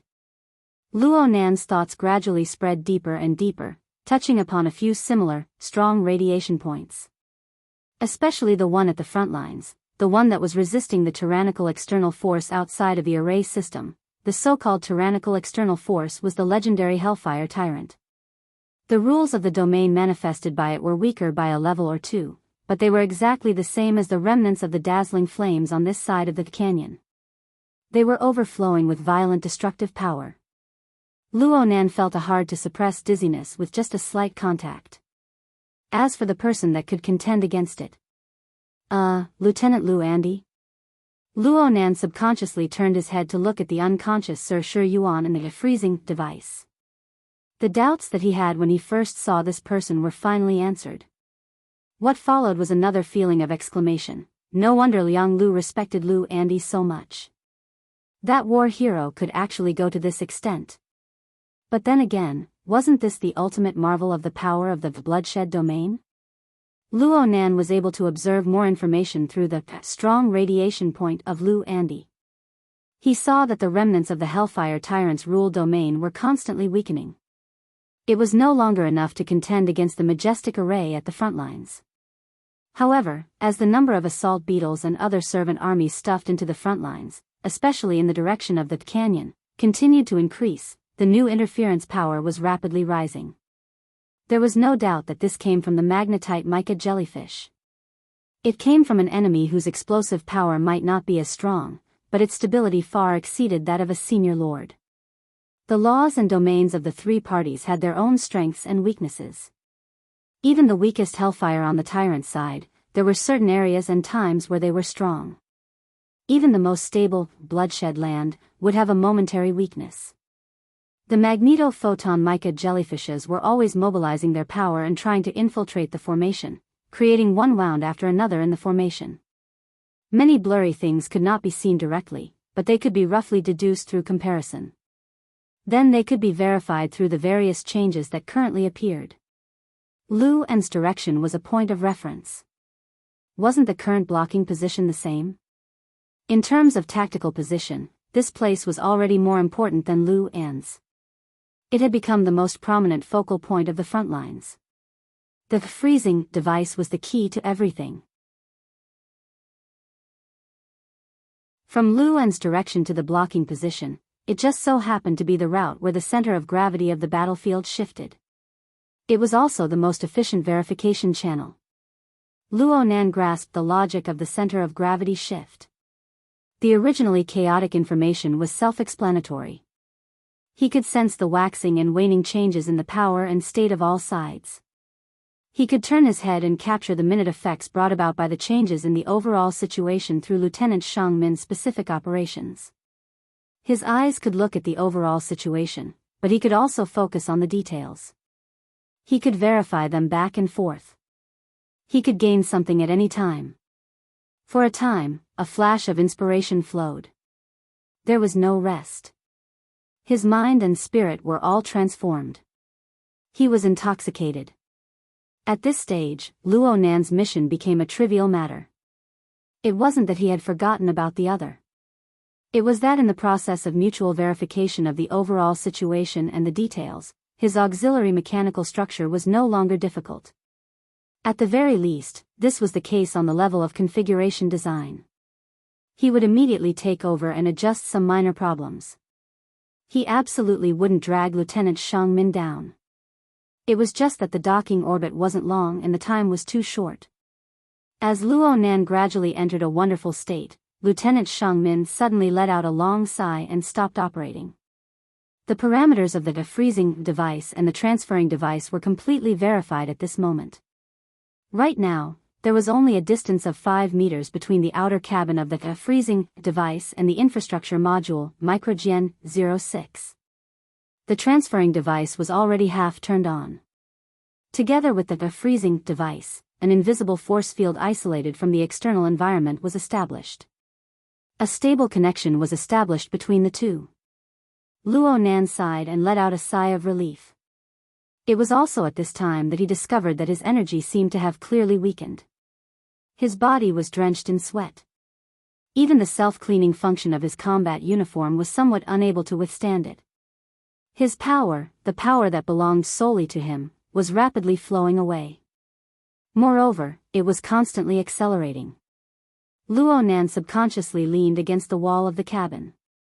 He felt his body transform into a whole, a rare experience of constantly devouring energy. Lieutenant Shangmin discovered Luo Nan's abnormality. She reached out her hand to probe. From Luo Nan's perception, this simple action instantly gathered the 30 or so basic configurations that the bloodshed domain had erected around him. It formed a kind of cluster-type blessing. It was extremely exquisite. Unfortunately, it was useless.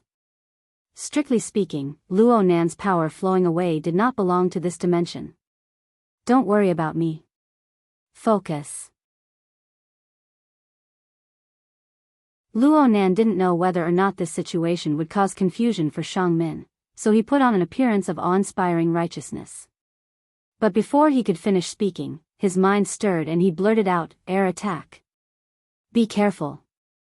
At nearly the same time, the various channels that Luo Nan was in rang densely with air attack alarms.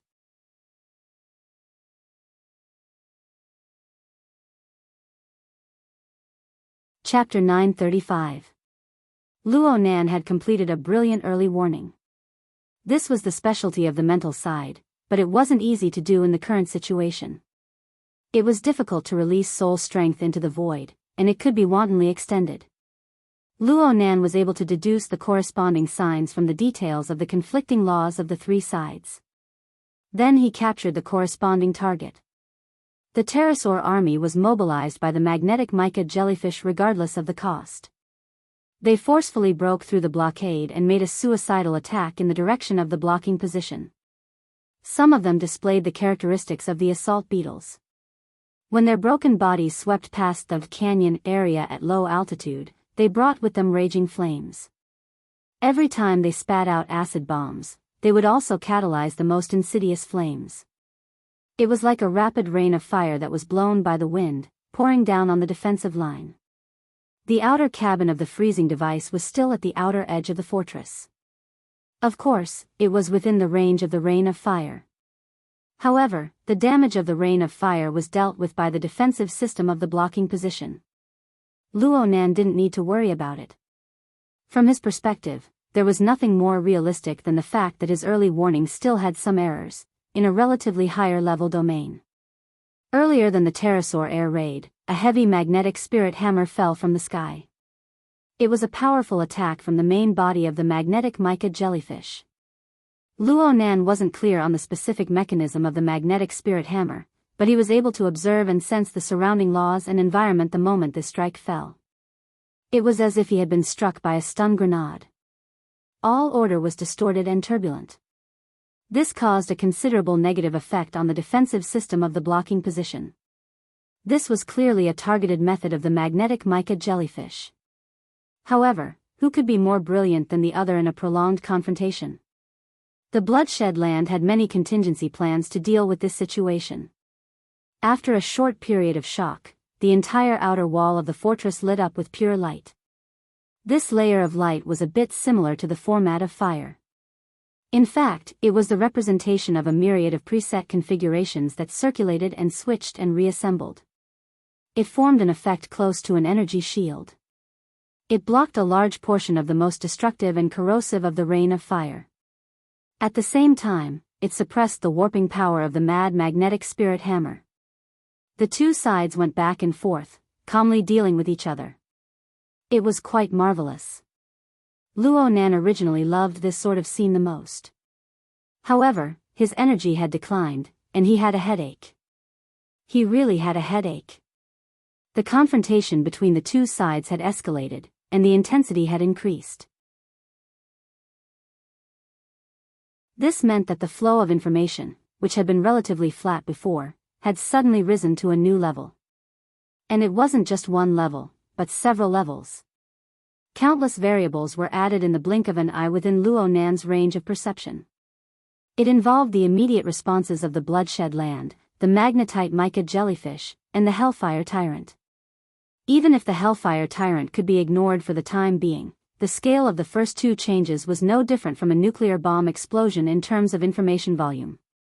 And they all involved Luo Nan's current observations. They all touched upon the domain that Luo Nan was still in. The changes brought about more references.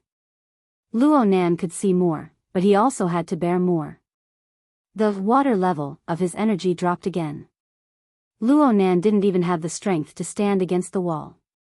It was also at this moment that he finally understood, apart from the benefits of the flow of time inside and outside, which had to be built on a foundation of high consumption, wasn't the Immerse simulator's analysis, deduction, and simulation of high-level laws the same? The wool comes from the sheep's back. In the end, wouldn't Luo Nan have to support all the expenses alone? A large-scale conflict of this scale involved two sovereign-level fantasy breeds, as well as the bloodshed domain framework of the same level. The simulation of the three high-level laws needed to be synchronized. The Innerverse simulator, which was Luo Nan, really could not hold on any longer. Luo Nan. This was Lieutenant Shang Min's call. The changed environment of the rules had caused a few variables to appear in the work of the transfer, which was practically set in stone. This was within her expectations, but Luo Nan, who had always been quick-witted, was clearly slower by half a beat when it came to debugging the transfer equipment. She had no choice but to be sensitive. "How are you?"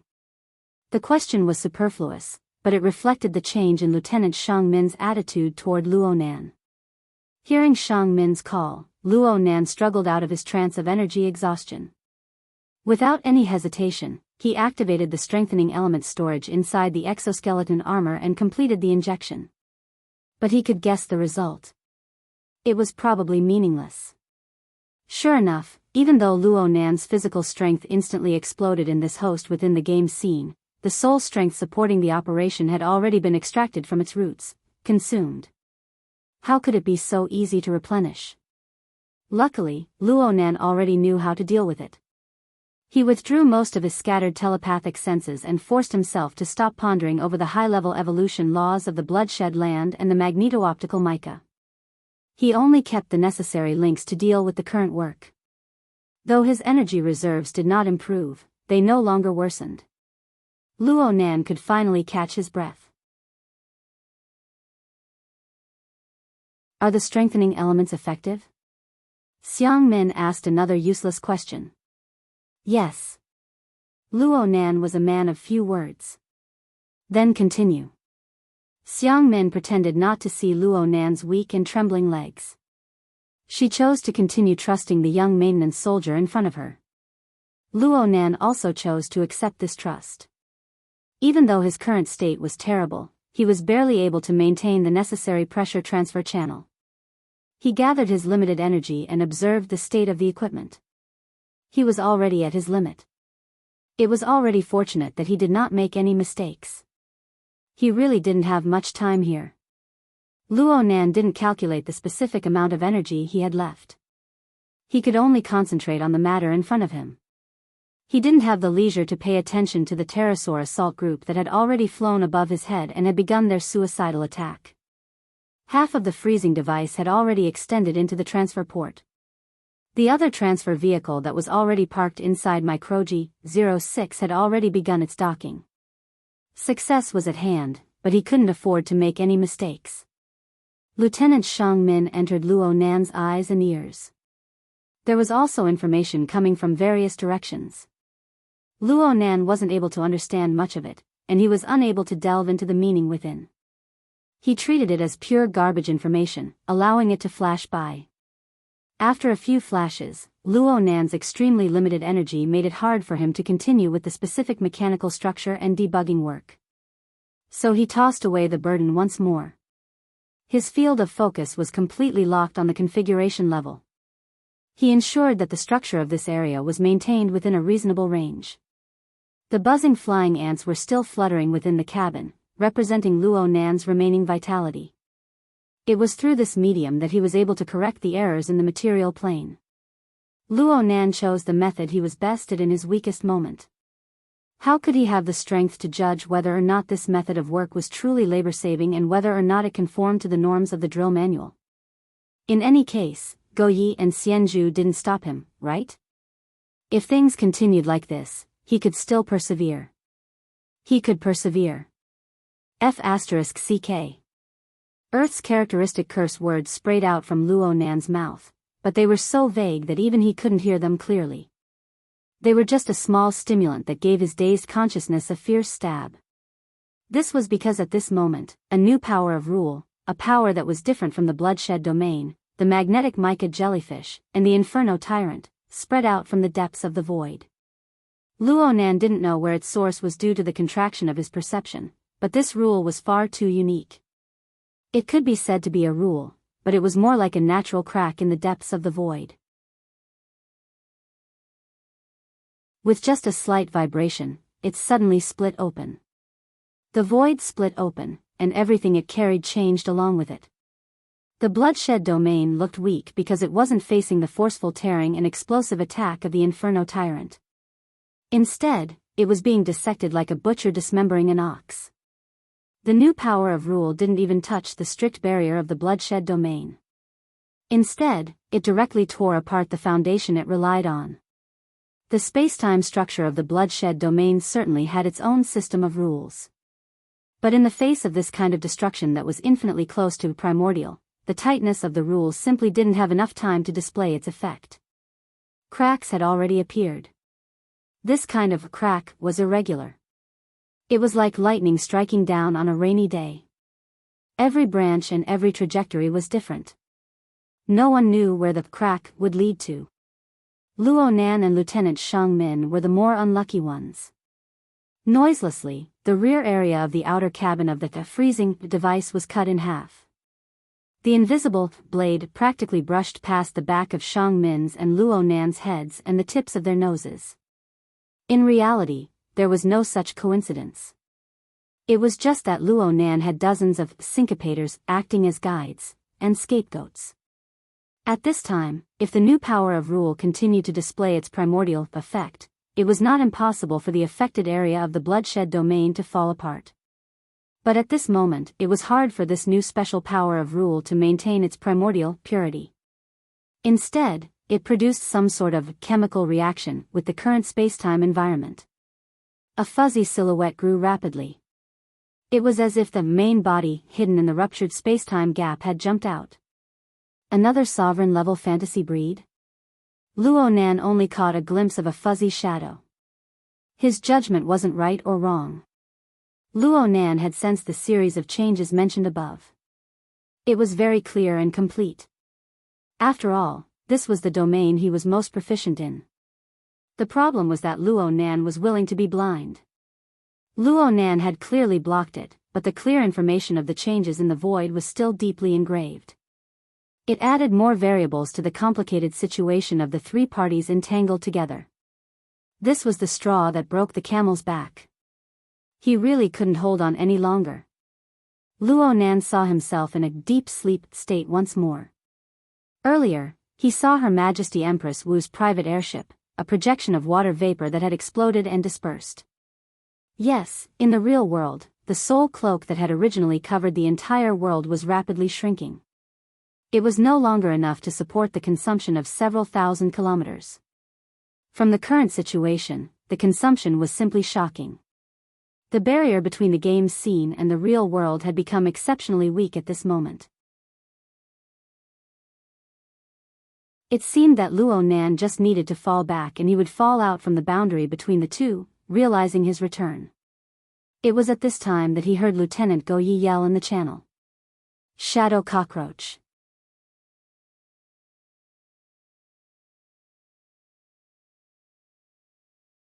Chapter 936. Shadow cockroach? Luo Nan should have seen this name or a similar name in the database related to the Outer Realm species. However, he no longer had the space to recall. He was unable to make a further reaction. His energy had already been squandered on the support and analysis of the high-level evolution of the laws.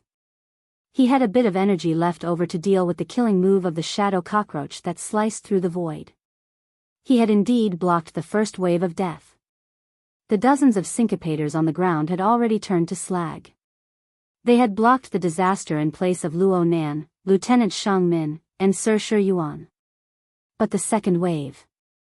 Luo Nan watched helplessly as the shadow cockroach's main body appeared in the void. It was just like an extended wraith.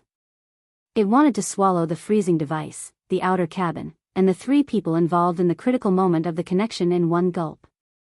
A powerful light exploded in this area at this moment. Fortunately, Luo Nan was wearing a full helmet and a metal visor. The light particles were filtered, and Luo Nan's eyes only blurred for an instant. Then the panoramic simulation's field of vision was restored to normal.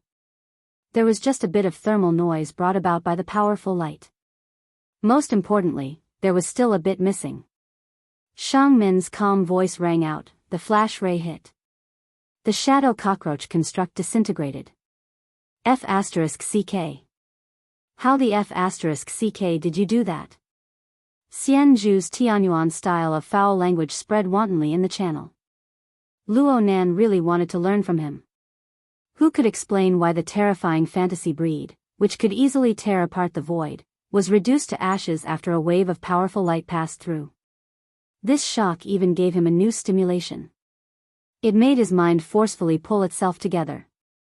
He glanced at the virtual interface of his left eye and saw the timely short information explanation, shadow cockroach, an outer realm species. When entering other planes of space and time, there is a high probability that it will tear apart the structure of space and time. It will react with the invaded environment to form a construct. Shadow cockroach is relatively weak and fears strong light. Luo Nan's head grew dizzy. Looking at this explanation, it seemed well done.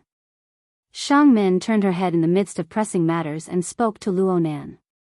Xian Zhu's emotional reaction just now wasn't directed at Shang Min, who was executing according to the drill manual. It was because of Luo Nan's forceful closing of the space-time rift. Unfortunately, Luo Nan was destined to be unable to answer him. It could be said that Luo Nan didn't think at all in that instant. It was completely out of instinct. He used the syncopator to mobilize all the configuration modules in the surroundings that could be used. He probably made a small-scale space-time barrier. He really didn't have any recollection of it. In that state of his, the structure of time and space that he depended on was torn apart, and his entire body was about to collapse. How could he have the time to think calmly? Luo Nan's train of thought became more and more erratic. Otherwise, he wouldn't have wasted precious time on Xian Zhu's rather untimely reaction. Of course, the current stage of Luo Nan's focus was far too demanding. Luo Nan was able to control his upper and lower eyelids from fighting. It could already be said that his willpower was firm. The changes in the situation did not change according to his state and will. Instead, they happened one after another, axle 2, speed limit to 4.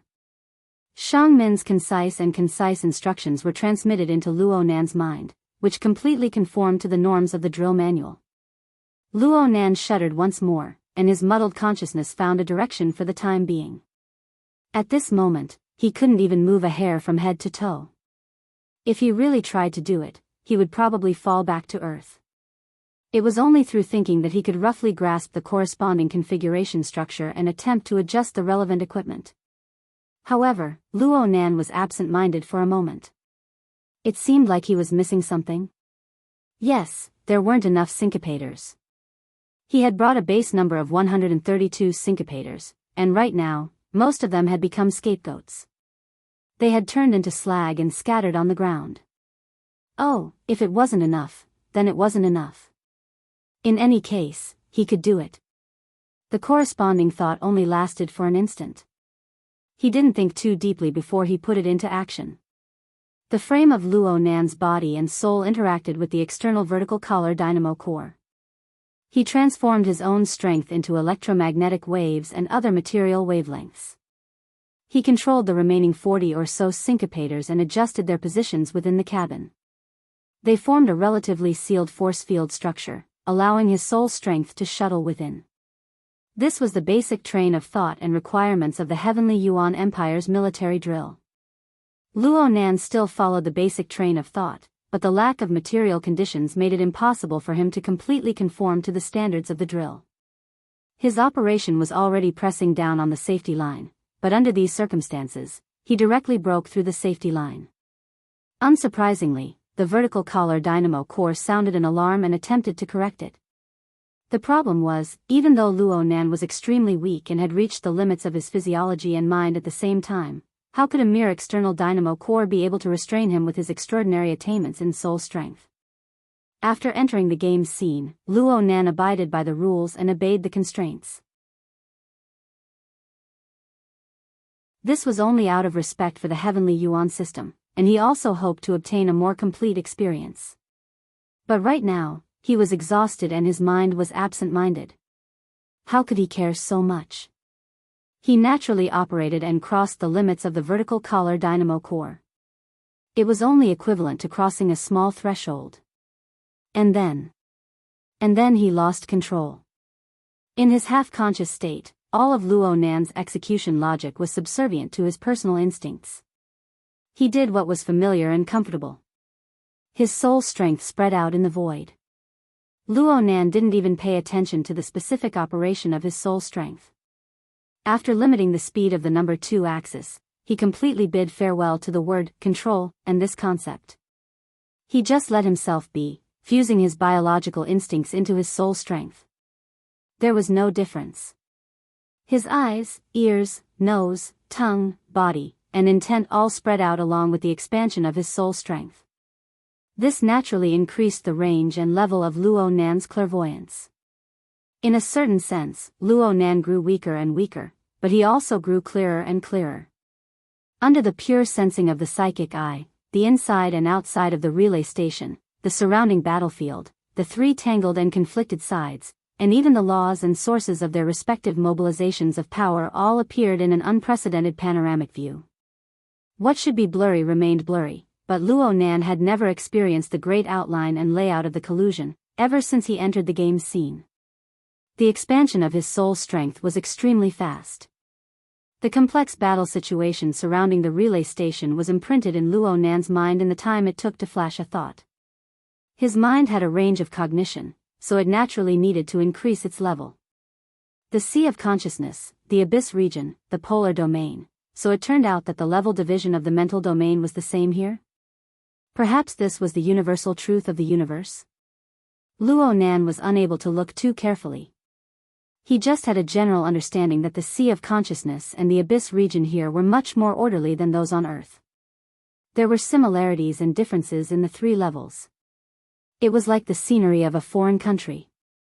It was quite interesting.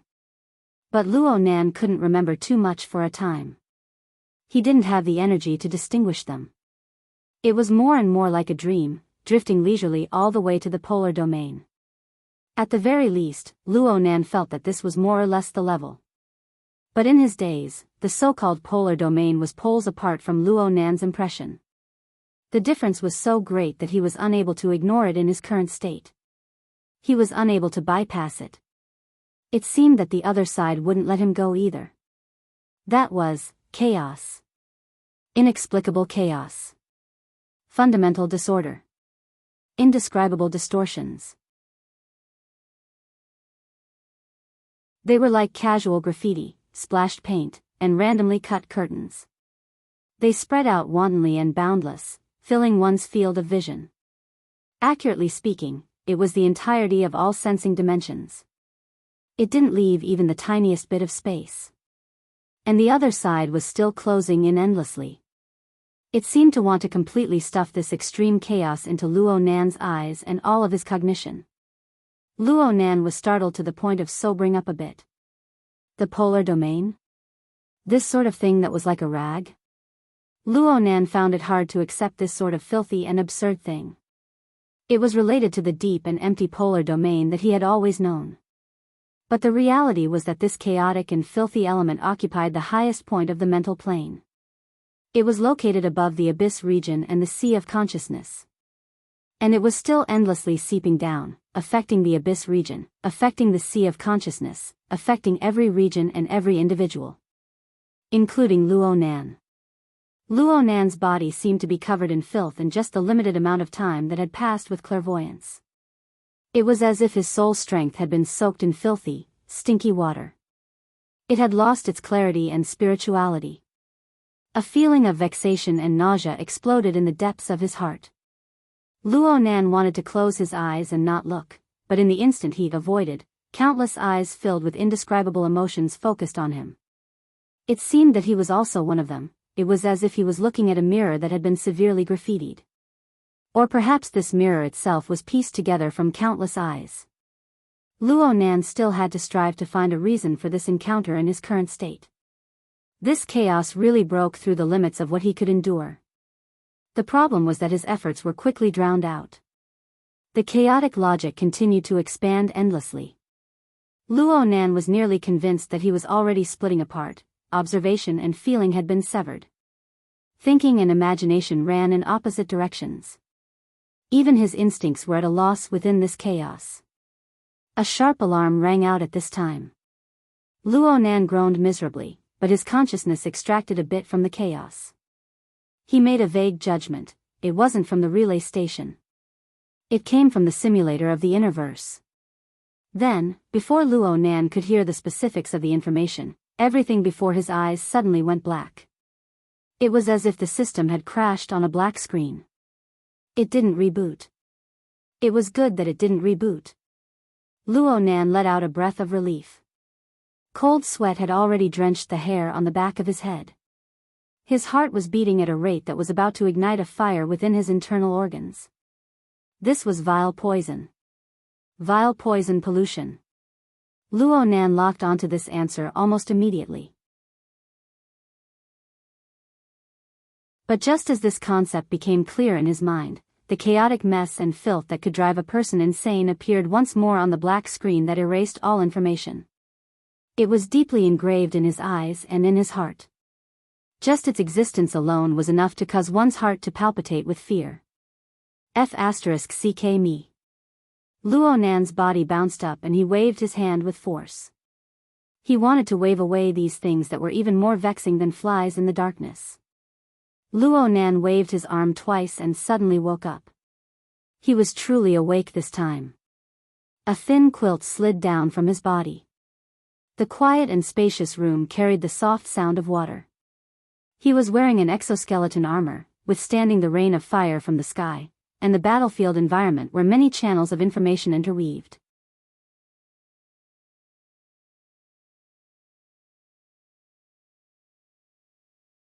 Chapter 937. Luo Nan had already exited the game. However, he didn't even have the time to sigh about anything. The sin poison, that chaotic and dirty elemental energy, wantonly revealed its presence and continued to permeate him. Actually, Luo Nan knew very well in his heart that this was just a fragment of an impression that existed in his memories. There was no real impact to speak of. But it was precisely because there was no substance to it that it lingered and did not disperse. This was what made Luo Nan even more irritated. He forcefully flung the thin blanket on his body to one side, as if he could use this method to completely separate himself from the mess and filth. Of course, it was useless. My lord? Luo Nan was in the master bedroom. Snake Tongue's figure was reflected outside the bamboo lattice door. Her tone was a bit hesitant. She seemed uncertain. Luo Nan didn't feel like replying to her. He continued to fight against the corrosion of the chaotic and disorderly impressions. His breathing grew heavier and heavier. 2 seconds passed before the door was pushed open to the side. The sound of wood rubbing against each other was extremely soft and slow. But in Luo Nan's ears right now, it was clearly the most torturous noise. He immediately glared at him angrily. Snake Tongue, who was walking in on her knees, suddenly raised her head and met Luo Nan's gaze head-on. Snake Tongue was startled, and then her body tensed up. She sucked in a short breath, and her mouth emitted a loud and clear sound of air. For someone with her temperament, this was already an extreme loss of self-control. The more she acted like this, the more she attracted Luo Nan's attention. Luo Nan stared at Snake Tongue with a fiery rage.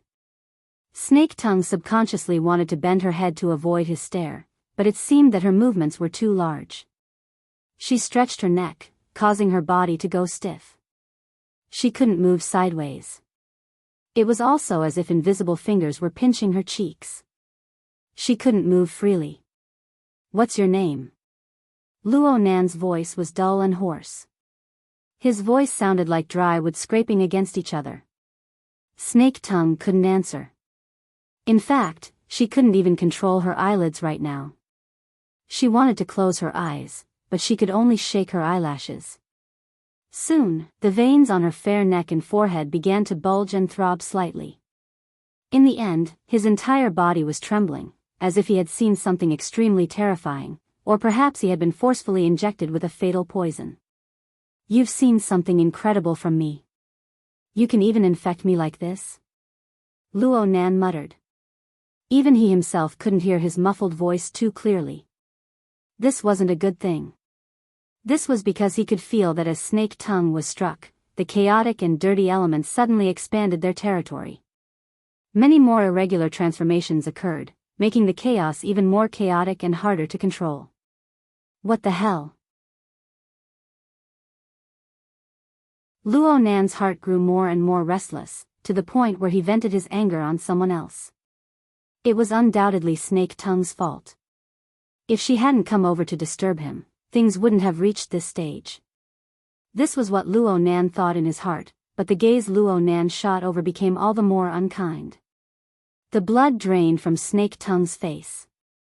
She opened her mouth as if she wanted to say something, but it was as if an invisible noose had gripped her neck. All her words were stuck in her throat. Luo Nan, on the other hand, had a gloomy expression. He slowly got up and walked over to Snake Tongue. He sat across from her, sticking extremely close to her.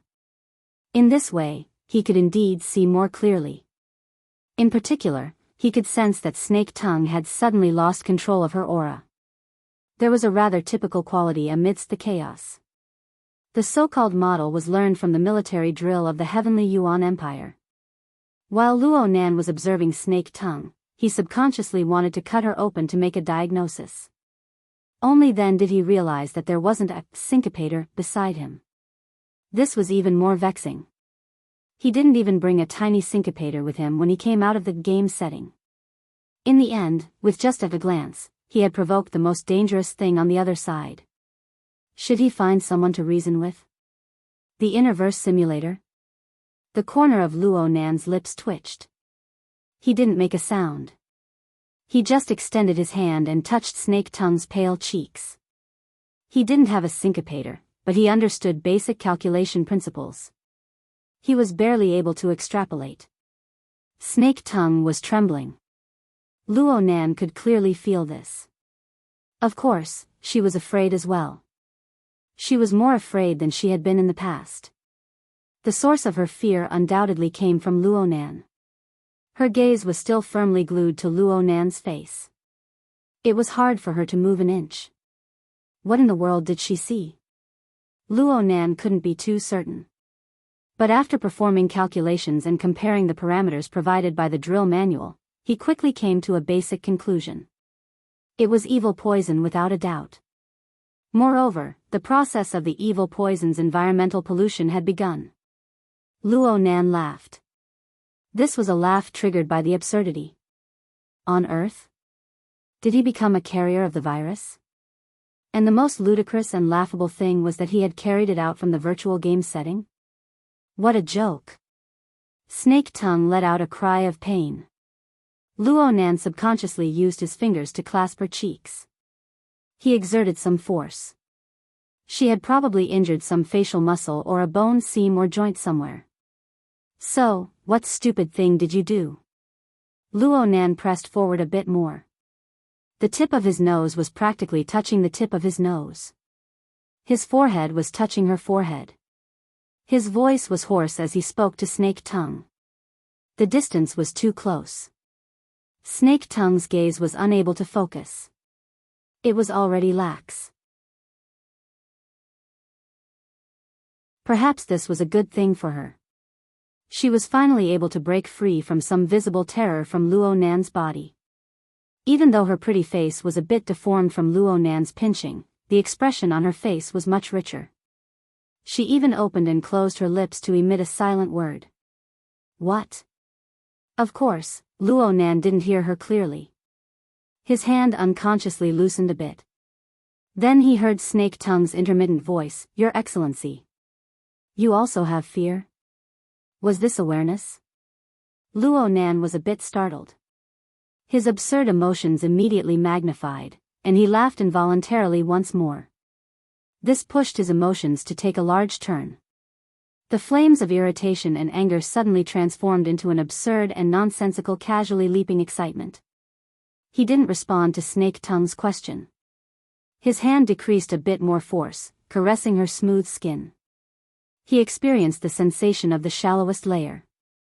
He wanted to continue watching. He wanted to see the results. He wanted to see how this beautiful skin would mutate and even be destroyed under the terrifying laws of poison.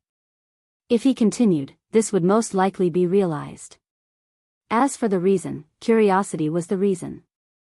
Therefore, he supported Snake Tongue's face. He looked at the vile environment he had brought back and built with his own hands. He looked at how the chaotic and destructive negative elements seeped into this beautiful body and into her tenacious soul. This was the vile poison of the past. It was currently corroding the framework of her body and soul, the foundation of her cultivation. Perhaps it could be a bit faster? This was insanity. Reason finally shrieked in the corner, heavily pounding on his nerves. You're in an abnormal state.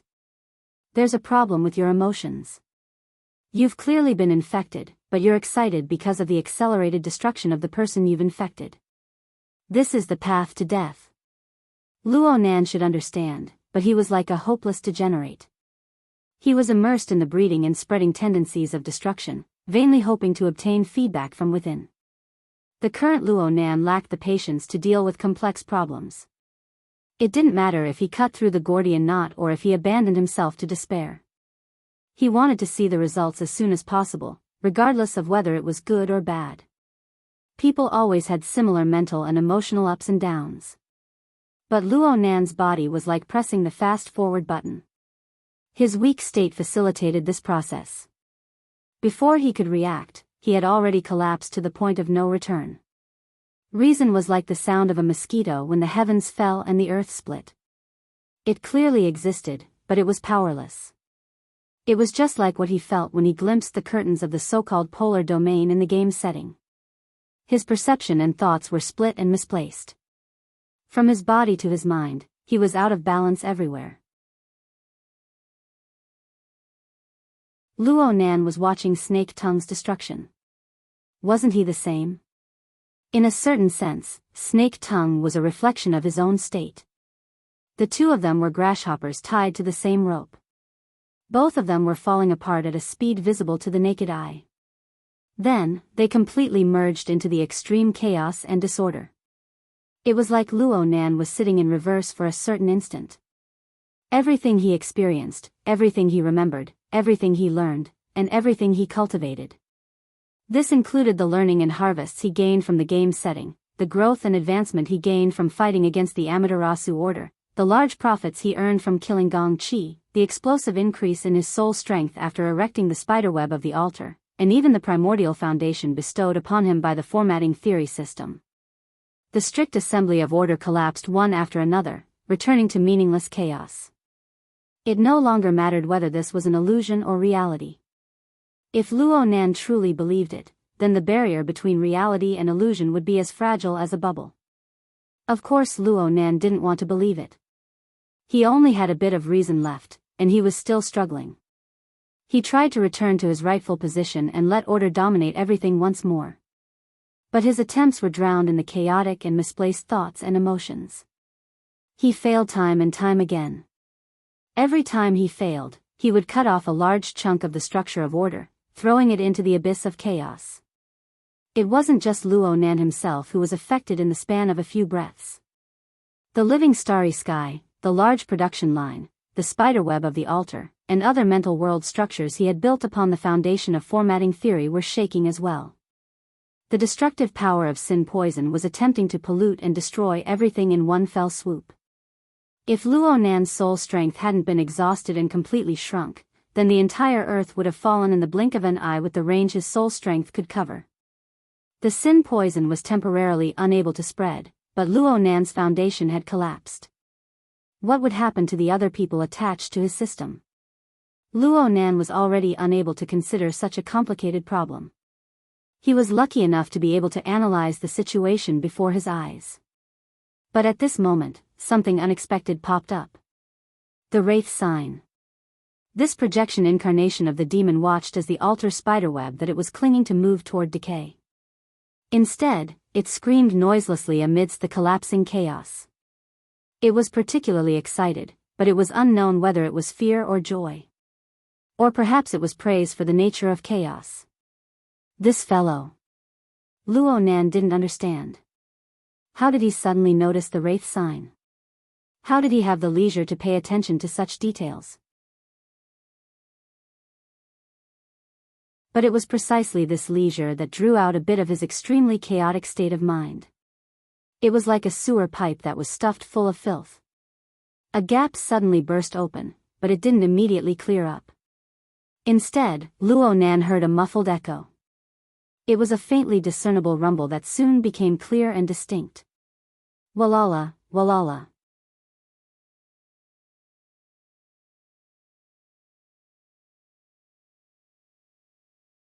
Chapter 938. The Heavily Chained Crow. The materialization of the rules of formatting theory, my heart's a prison, was the embodiment of control and coercive power. It was also Luo Nan's original foundation. When Luo Nan's extraordinary power sprouted, it became the most special symbol. It was preserved at the very bottom. As Luo Nan's power level continued to rise, his accumulated techniques grew richer and richer. He rarely used the power of the heavily chained crow. At most, he used it to control the Wraith Sign.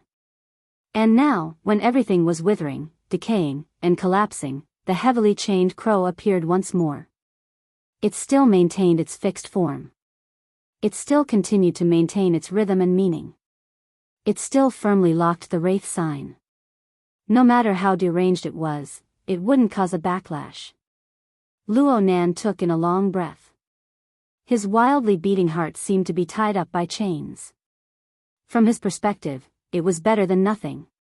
The unchanging nature of the heavily chained crow was the most obvious lighthouse amidst the avalanche of chaos. It allowed him to have a bit of a sense of direction amidst the vast expanse of chaos.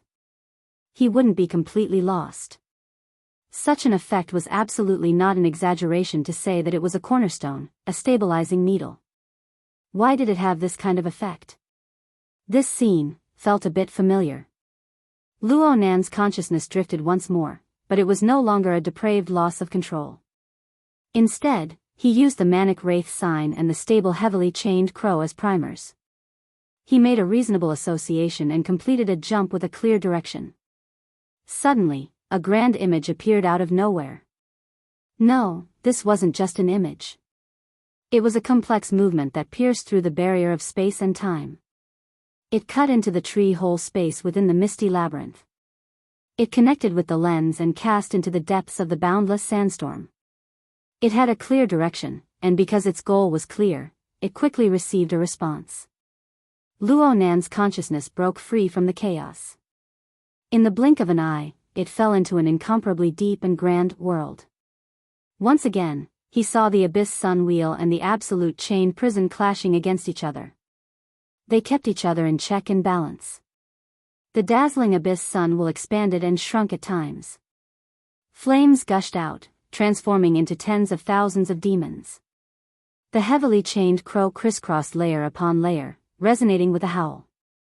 The humming sound was no different from last time. This included the flood of information hidden beneath this magnificent scene. Observation meant contact, connection, and conduction. In an instant, the grand image that was merely a silhouette of the vast spacetime was shattered. The violent and warped dynamic changes and the flood of information hidden deep within the changes burst forth once more. The flood of information surged toward Luo Nan. In the blink of an eye, the flood of information from the solar will extreme prison drowned his consciousness. Right now, Luo Nan's soul cloak had withered, and the altar's spiderweb had decayed. The buffer medium was no longer present. He was practically facing the onslaught of the flood head-on. However, he wasn't smashed to death in the water, because at that very moment, the chaotic, disorderly, and dirty elements of the sin poison almost filled up his consciousness. The waterway was already half filled up. If another wave of water rushed over, not only would it burst the dam, the front and back would also have to be stirred up. With this stir, a new change was stirred up. Both sides were in chaos, but chaos was different. A comparative thought popped up in Luo Nan's mind at this time. They were both warped and chaotic. The flood of information from the solar will extreme prison was just a large number of fragments of order and rules gathered together. There was something real inside. In comparison, the sin poison seemed more like a deliberate and malicious distortion. Luo Nan didn't know if his judgment was correct or not. However, the mixing of the two types of chaos was far more complex and intense than what he felt or imagined. The chaos still existed, but a powerful chemical reaction was clearly formed between them. It was so powerful that Luo Nan's consciousness turned into a mass of chaotic mist in the blink of an eye. It was impossible for Luo Nan to pry into the explosive details within unless he was truly tired of living. The only thing he could confirm was that there should be a relatively large-scale erosion or transformation between the two. This was because Luo Nan's current pitiful capacity of bearing, or depth, did not cause his head to explode in an instant. Instead, it was as if he was being brushed by water vapor within the pervasive chaotic mist. It was warm, it was cool, of course, he would still swell and he would still get hurt. Luo Nan felt that he had grown a size fatter. He seemed to have become cumbersome. This was the reaction of the substantial pressure on the mental plane sinking down to his bones. However, the boundary between pain and comfort was blurred under this bizarre situation. It was hard for him to assess the severity of his injuries. Actually, it was meaningless. If he couldn't get through this, the Heavenly Yuan Empire's military drill manual would clearly state what would happen to him under the heavy contamination of the sin poison. Should I just wait foolishly in the primal chaos? Luo Nan just had this thought when he discovered the extremely excited wraith sign within the primal chaos. There was also the image of the heavily chained crow that connected him to the wraith sign. In a certain sense, the two could be considered as Luo Nan's perceptual tentacles. He could use them to sense the inside and outside. Their existences gave Luo Nan an additional sense of existence within the primal chaos. Existence itself was order.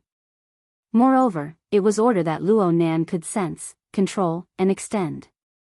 Luo Nan was dazed for a moment. He looked at the two existences that maintained an extremely strong sense of existence within the primal chaos. The associative route that he had projected earlier was reversed. From the majestic solar will extreme prison to the wraith sign and the heavily chained crow. The wraith sign was the projection of the abyssal sun wheel. The heavily chained crow was the reflection of the extreme prison. Since this was the case, why didn't the relationship and structure of the two be projected from the solar will extreme prison? No, they were originally like this. I just didn't understand it. As soon as this thought was born, the wraith sign suddenly let out a soundless hiss. Its ugly form collapsed into a shadow of nothingness. Soon, a demonic red light seeped out from within. The color of the light vaguely resembled the flames of the abyss sun wheel. The heavily chained crow also changed. It began to divide. 1 became 2, 2 became 4, 4 became 8. It wrapped around the glowing wraith sign.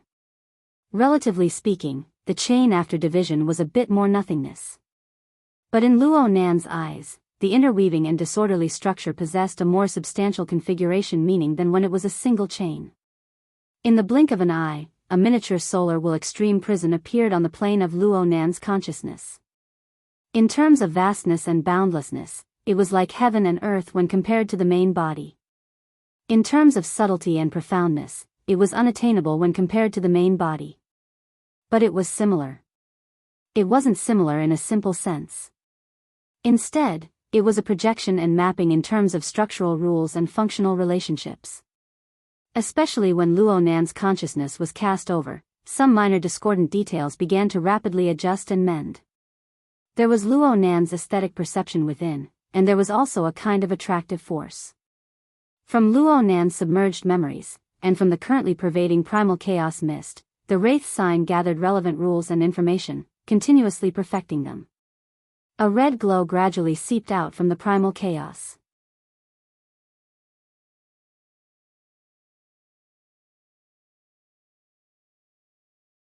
Chapter 939. The red light illuminated a portion of the area, helping Luo Nan see order within the chaos. At the very least, he could try to understand what the internal conflict was like within the chaotic mist that pervaded the entire plane of consciousness. The heavily chained crow and the wraith sign were, of course, Luo Nan himself. They were located at the center of the chaotic mist. They made an elementary imitation of the imagery and laws of Sunwell Extreme Prison. Actually, they actively guided the power of Sunwell Extreme Prison to cross space and resist the corruption of sinful poison. Regardless of whether Luo Nan did it intentionally or not, this was an established fact. It was impossible for Luo Nan to utilize the power of Sunwell Extreme Prison, especially the roaring torrent of information, to cleanse the universe in one fell swoop with Luo Nan's control and analytical abilities. But when the primal chaos fog collided, a strange feeling gradually appeared. The filthy curtain that seemed to be rooted in Luo Nan's memories was washed back and forth by the torrent of information from Sunwell Extreme Prison.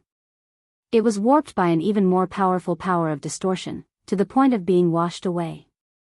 Though it still looked the same, Luo Nan became more and more familiar with it the more he looked at it. Luo Nan repeated the familiarity over and over again. It was like staring at a character and looking at it hundreds of times. Suddenly, it became unfamiliar. In reality, this was a kind of semantic saturation phenomenon. After the brain received the same stimulation over and over again, it produced a nervous fatigue that caused it to enter a state of inhibition. Luo Nan's current situation was pretty much the same.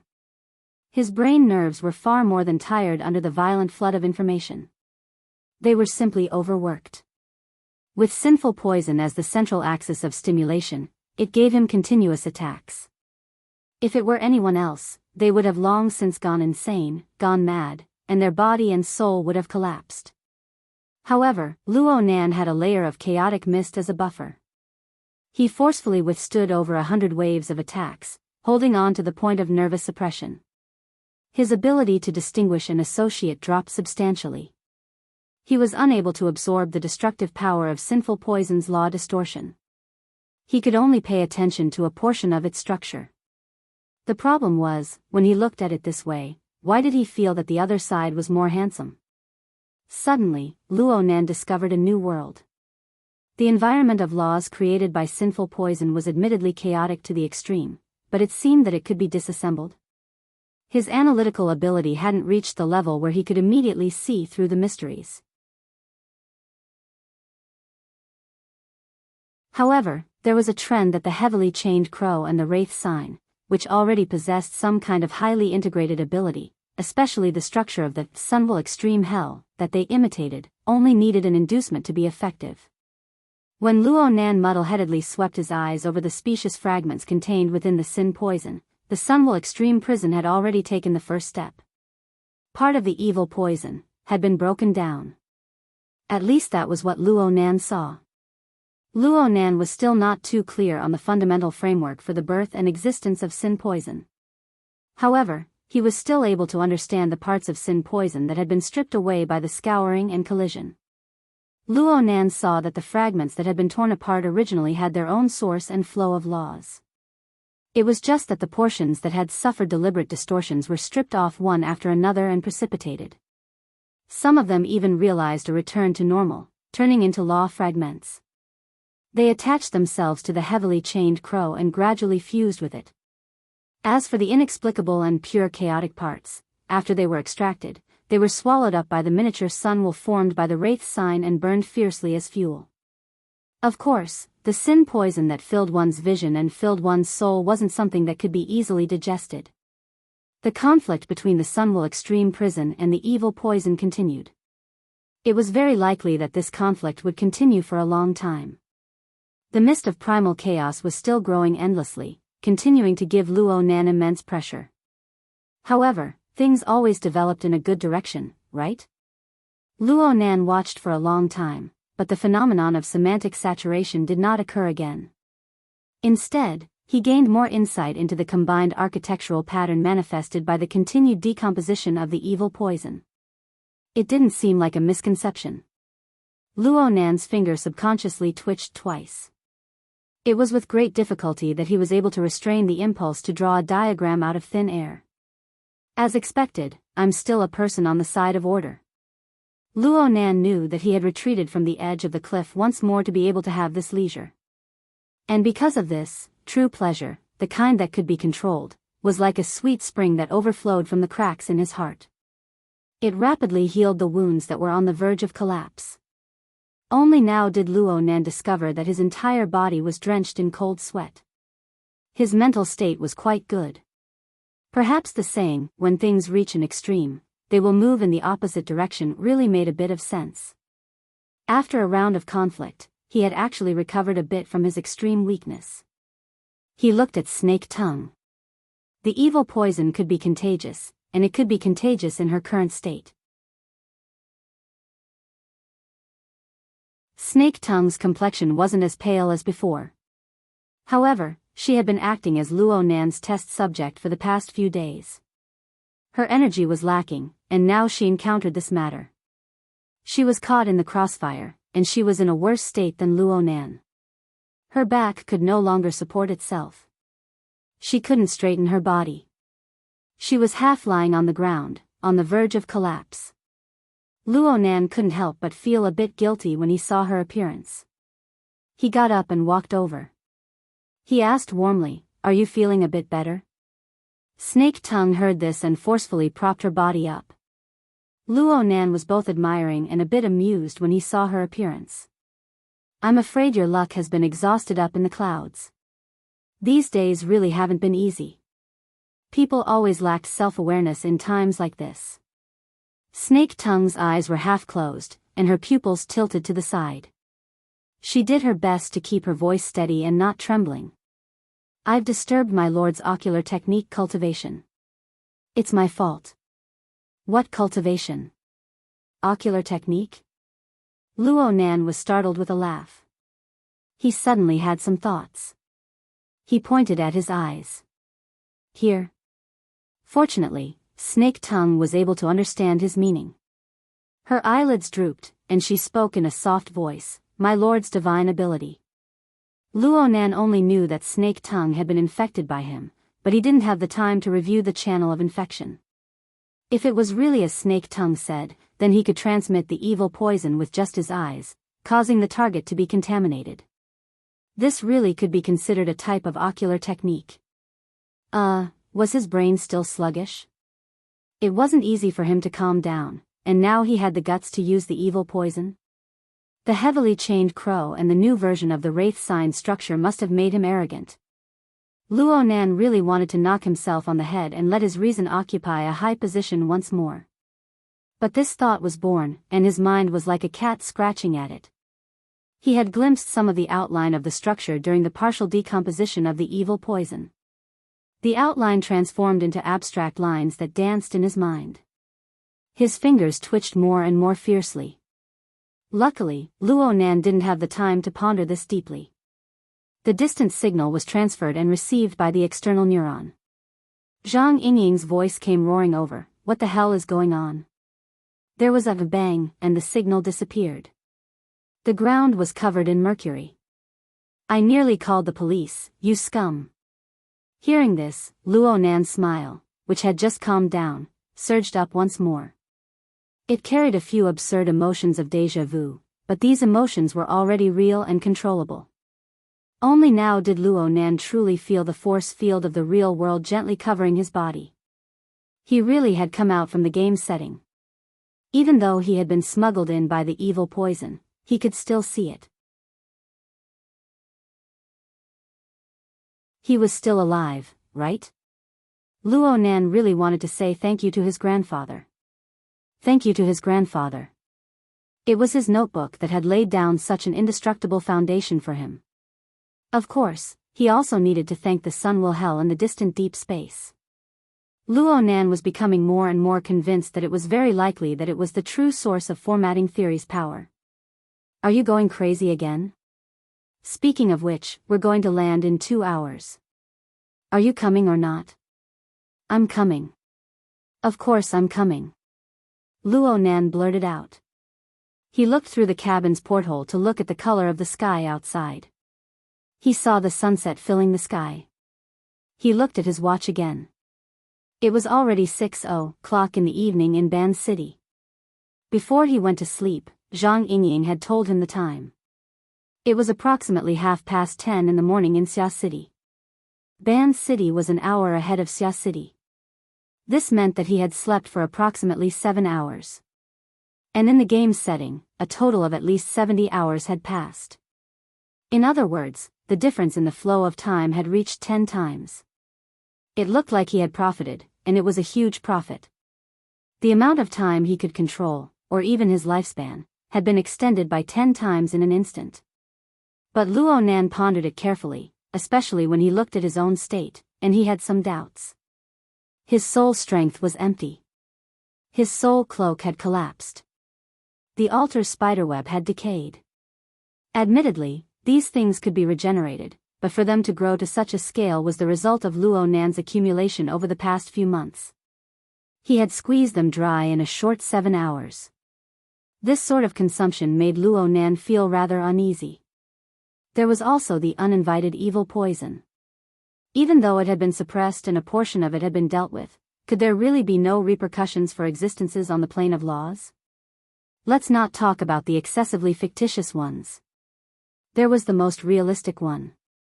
Luo Nan had just promised Zhang Yingying that he would go meet up with them. Let's not talk about the real person. Even if it was his water vapor avatar, his soul cloak had collapsed. It was hard to avoid having to rack his brain again. Another period of awkward blankness passed. Zhang Yingying was convinced. Hello? You went on a mental journey again. Did you save the world in your dream? Did you win or lose? Say something. I nearly destroyed the world, it's true. Luo Nan responded with sincerity. He ignored Zhang Yingying's laughter and curses for the time being. He looked into the mental plane and grasped his own state. He began to seriously consider a plan to remedy the situation. It was strange. According to Luo Nan's usual way of thinking, he should be thinking in the direction of the mental plane, the soul cloak, the polar region of the abyss, and so on. He had done this before, and he had long since become familiar with it. But right now, the above directions and plans only ran through his mind, and he was unable to raise any interest. Admittedly, part of this was due to Luo Nan's large amount of soul strength and the accumulation of his framework being annihilated in a puff of smoke. But there was an even greater factor. Luo Nan felt that there wasn't much technical content.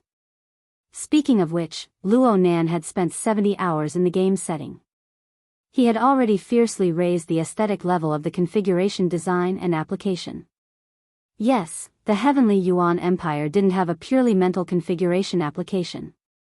But the strict, systematic, and highly efficient configuration model was deep and enchanting. Once one touched upon the basics and experienced the richness of its contents, one would be unable to stop. Hello? Hello? Luo Yuan, why, this attitude of yours won't do. Luo Nan's soul was called back by Zhang Yingying. But this allowed his pure aesthetic impulse to take the upper hand. He responded with a sound and then smeared honey on his mouth. Sister Yingying, I want to ask you something. Do you have any processing tools over at the airship? Do you have a fever?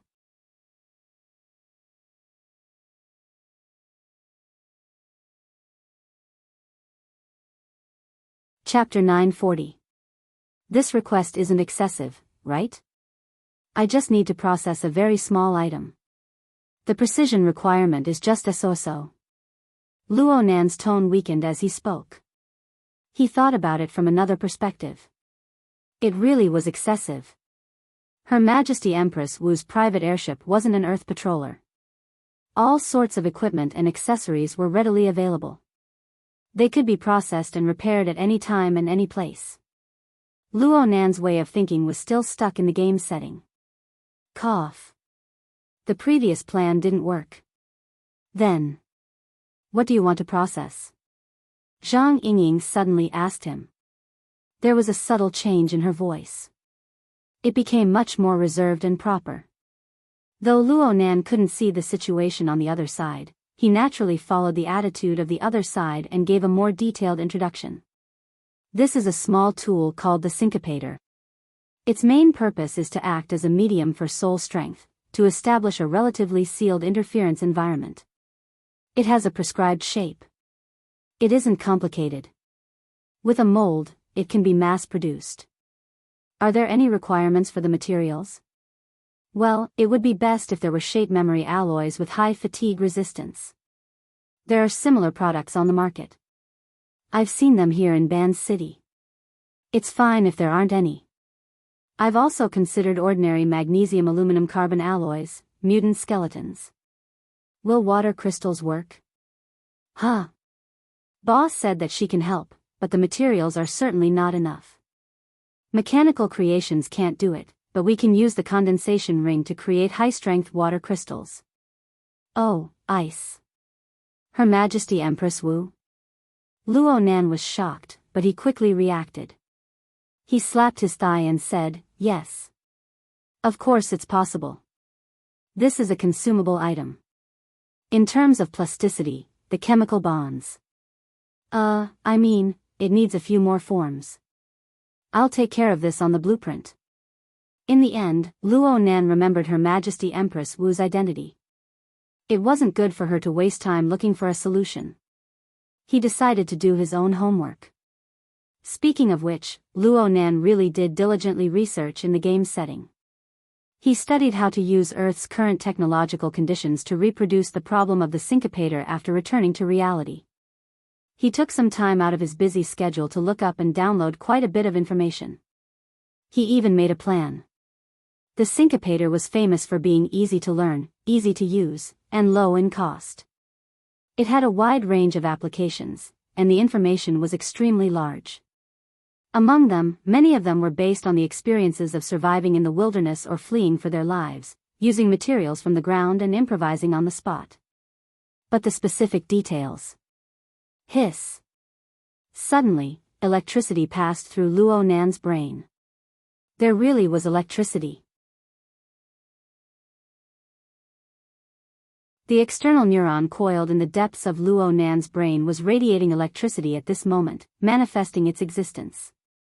The sizable flow of information poured into Luo Nan's perceptual plane in this form. It formed images, scenes, blueprints, and words that quickly flipped through.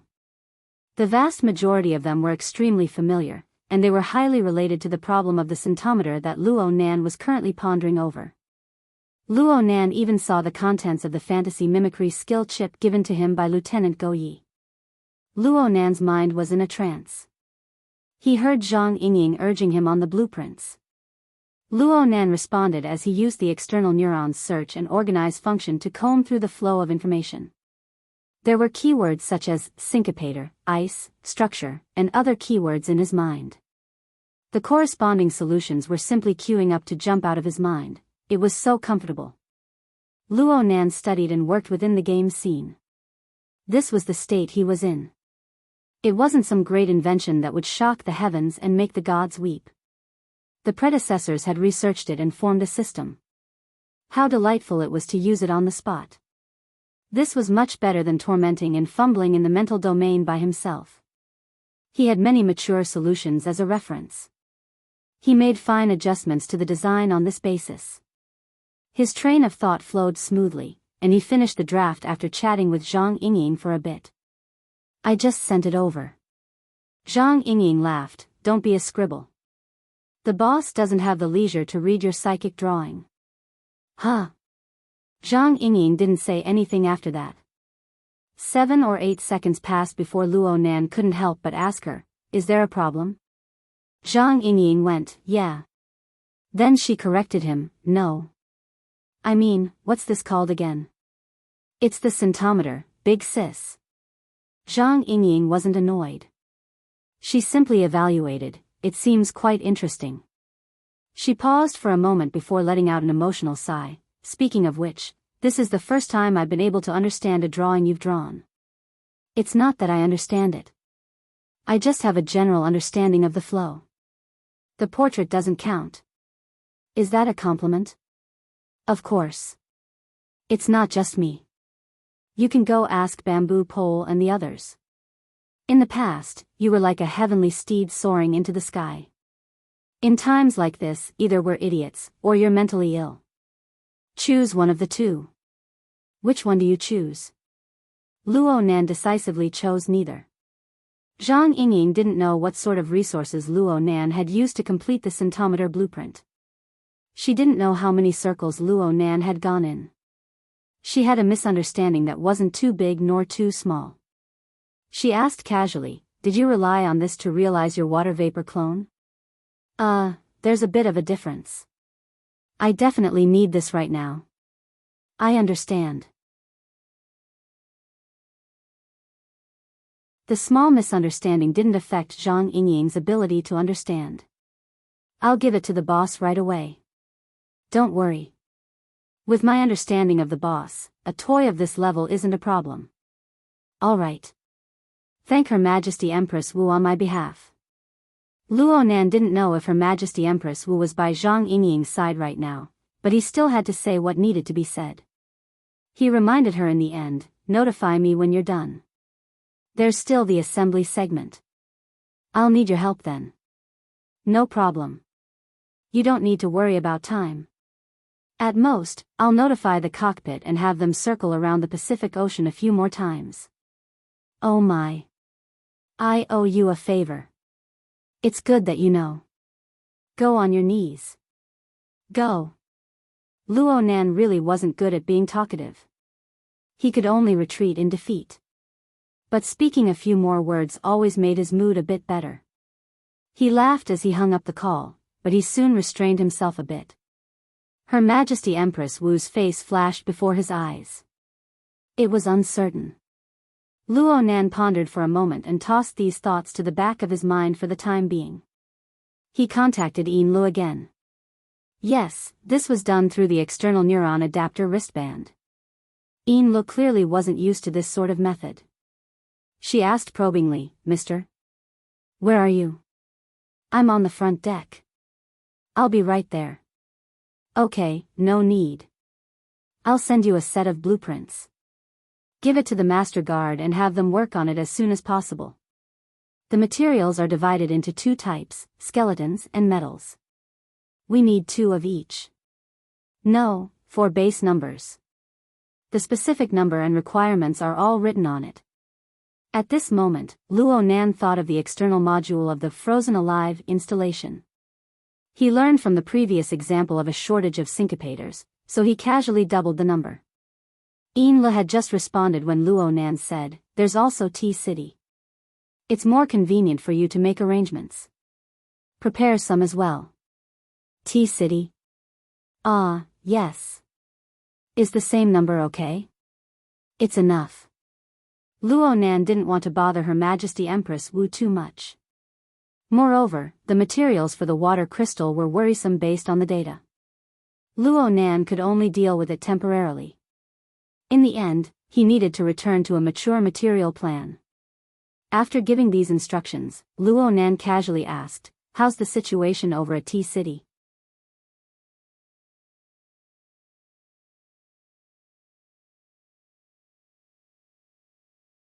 Chapter 941.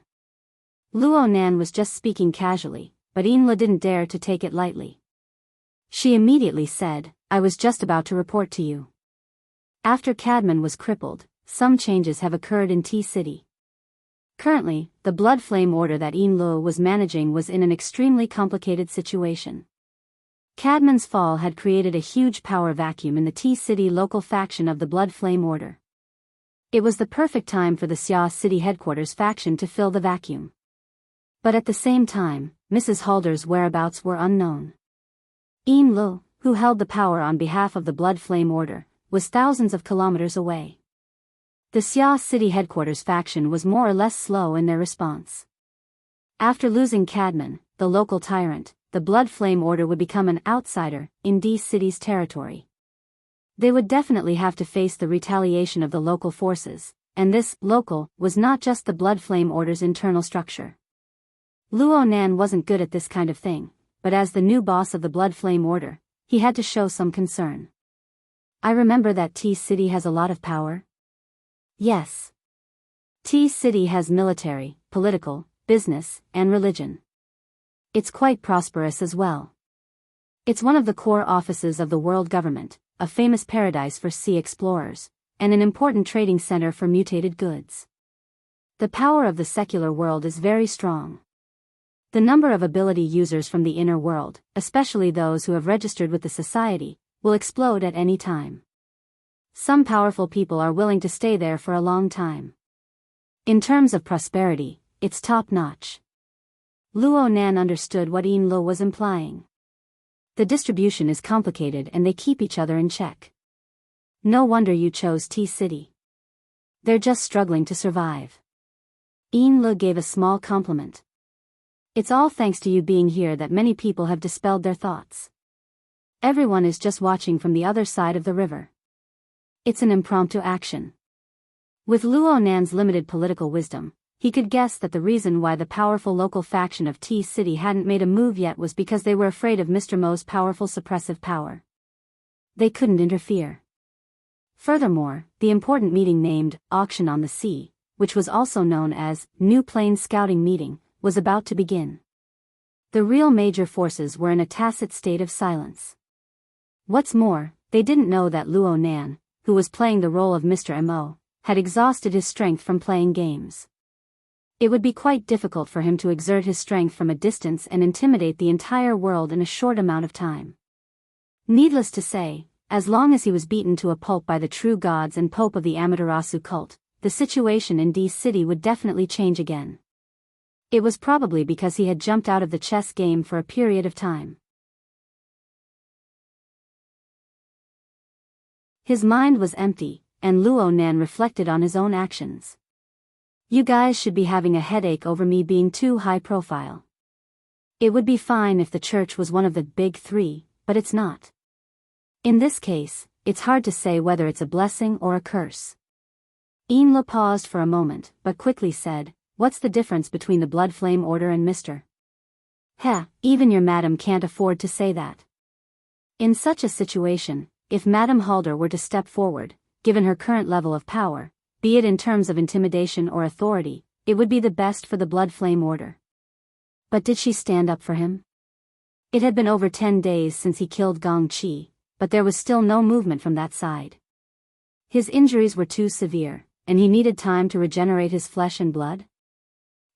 That's not right. The situation over there could be hidden from anyone, but it could not be hidden from Luo Nan. Was it a hidden pawn, plotting a grand scheme? Or was it purely emptiness? It was said that many people would be dominated by a so-called feeling of emptiness for a period of time after they completed a certain long-term goal. Unfortunately, Luo Nan was unable to empathize with them. As he continued to advance in the process of opening up formatting theory, the resources he grasped continued to accumulate. Inexplicably, his enemies grew more and more numerous. They filled the entire world. Right now, he didn't even need to use his own motivation. There were naturally people who forced him forward. In the eyes of many people, his behavior was relatively easy to predict. Madame Halder was different. In a certain sense, Luo Nan could dominate Madame Halder, but he was still unable to understand her thoughts. Complicated. Truly complicated. In comparison, there were also life and death trials. Being a maintenance soldier in the game's scene was far simpler. Enla didn't know Luo Nan's current situation and mentality, but she knew what Luo Nan was most concerned about. She felt that the topic of the Order's governance and survival wasn't suitable to continue, so she changed the topic. According to your arrangements, Mr., the preparations for the guidance ritual have been completed. If Mr. needs it, we can begin testing at any time. Oh, you're ready? Of course Luo Nan remembered that he had arranged for Enla to prepare ahead of time. He would guide the believers of the Blood Flame Order into the virtual world of the Innerverse simulator to conduct internal testing. Just like Snake Tongue. But he never expected that he would be one step ahead of her. He would experience an unimaginably deep level of depth. His thoughts naturally drifted toward the Blood Soul Temple in the Abyss District. He looked at the relevant arrangements. His soul strength had shrunk greatly. Although he could still sense the various believers, as well as the targets he controlled directly and indirectly, it was more like pulling a kite string. The precision of his senses had decreased. Let's leave it at that for now.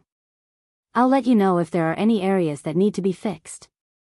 Luo Nan didn't rashly spit out his approval. Putting aside his unexpected circumstances, Snake Tongue's experience showed that internal testing was not an easy matter. It involved hundreds and thousands of core believers of the Blood Flame Order. One could never be too careful. Plus, everything could only be carried out after the Innerverse simulator was rebooted. Luo Nan unconsciously sighed after hanging up. Time passed by the minute and second. The virtual plane that he hoped to bring out had yet to truly begin. It would be a lie to say that he wasn't anxious.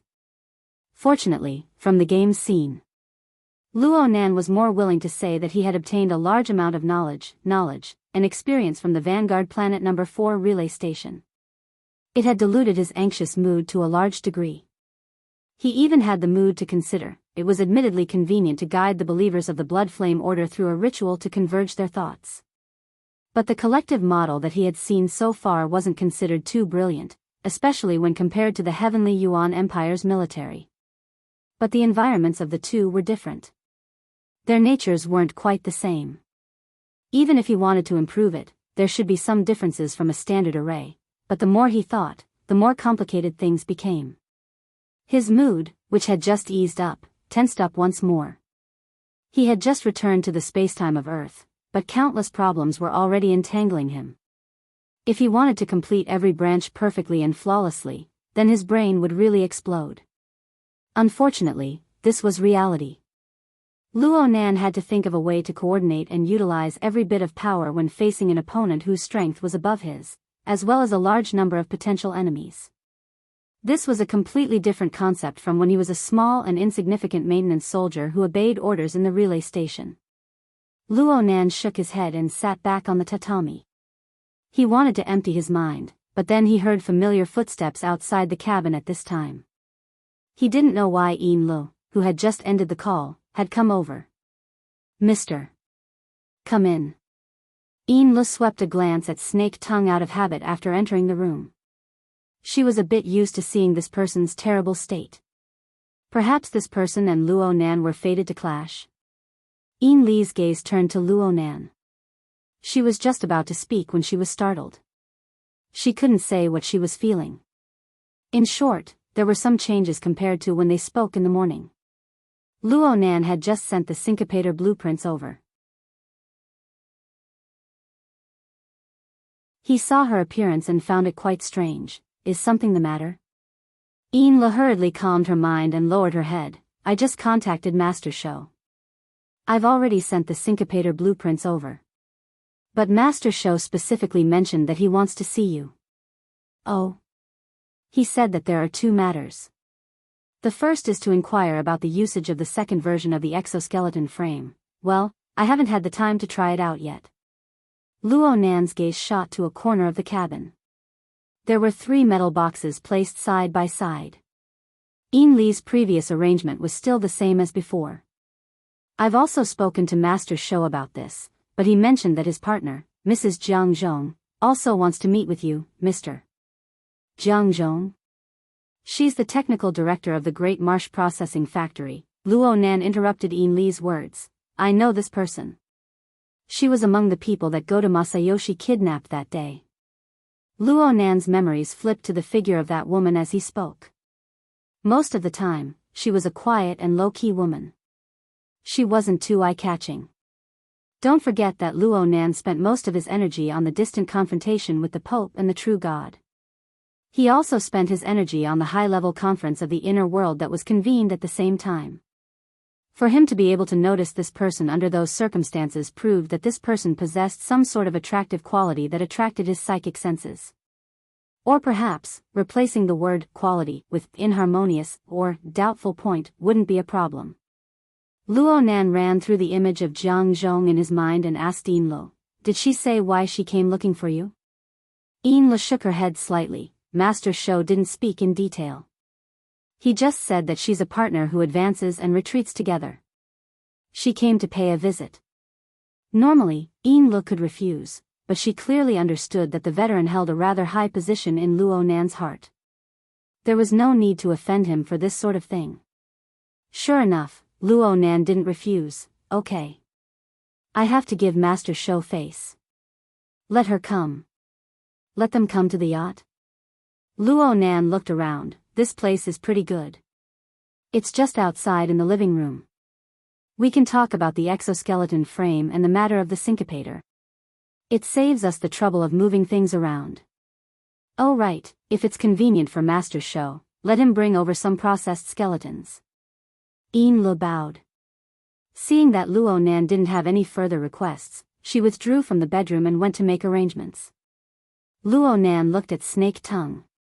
He saw that it would be hard for her to recover in a short time, so he didn't pay any more attention to her. He thought for a bit and walked to the location where the metal boxes were placed. He randomly picked one, placed it flat on the ground, and opened the lock.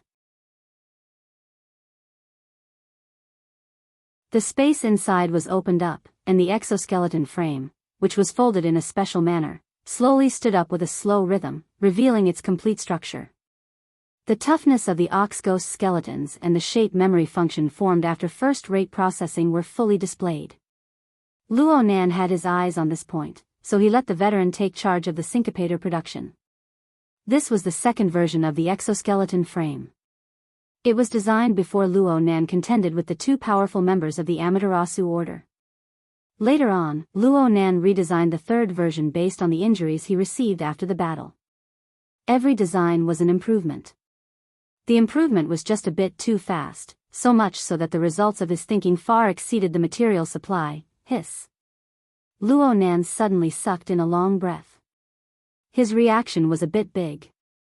Even Snake Tongue, who was behind him, raised her head to look over. She saw Luo Nan smack his fist against his palm. He said hatefully, "It's getting rough again." You're tuning into the Romantic Tales YouTube channel. Don't forget to subscribe and join us on this journey to catch the most captivating stories.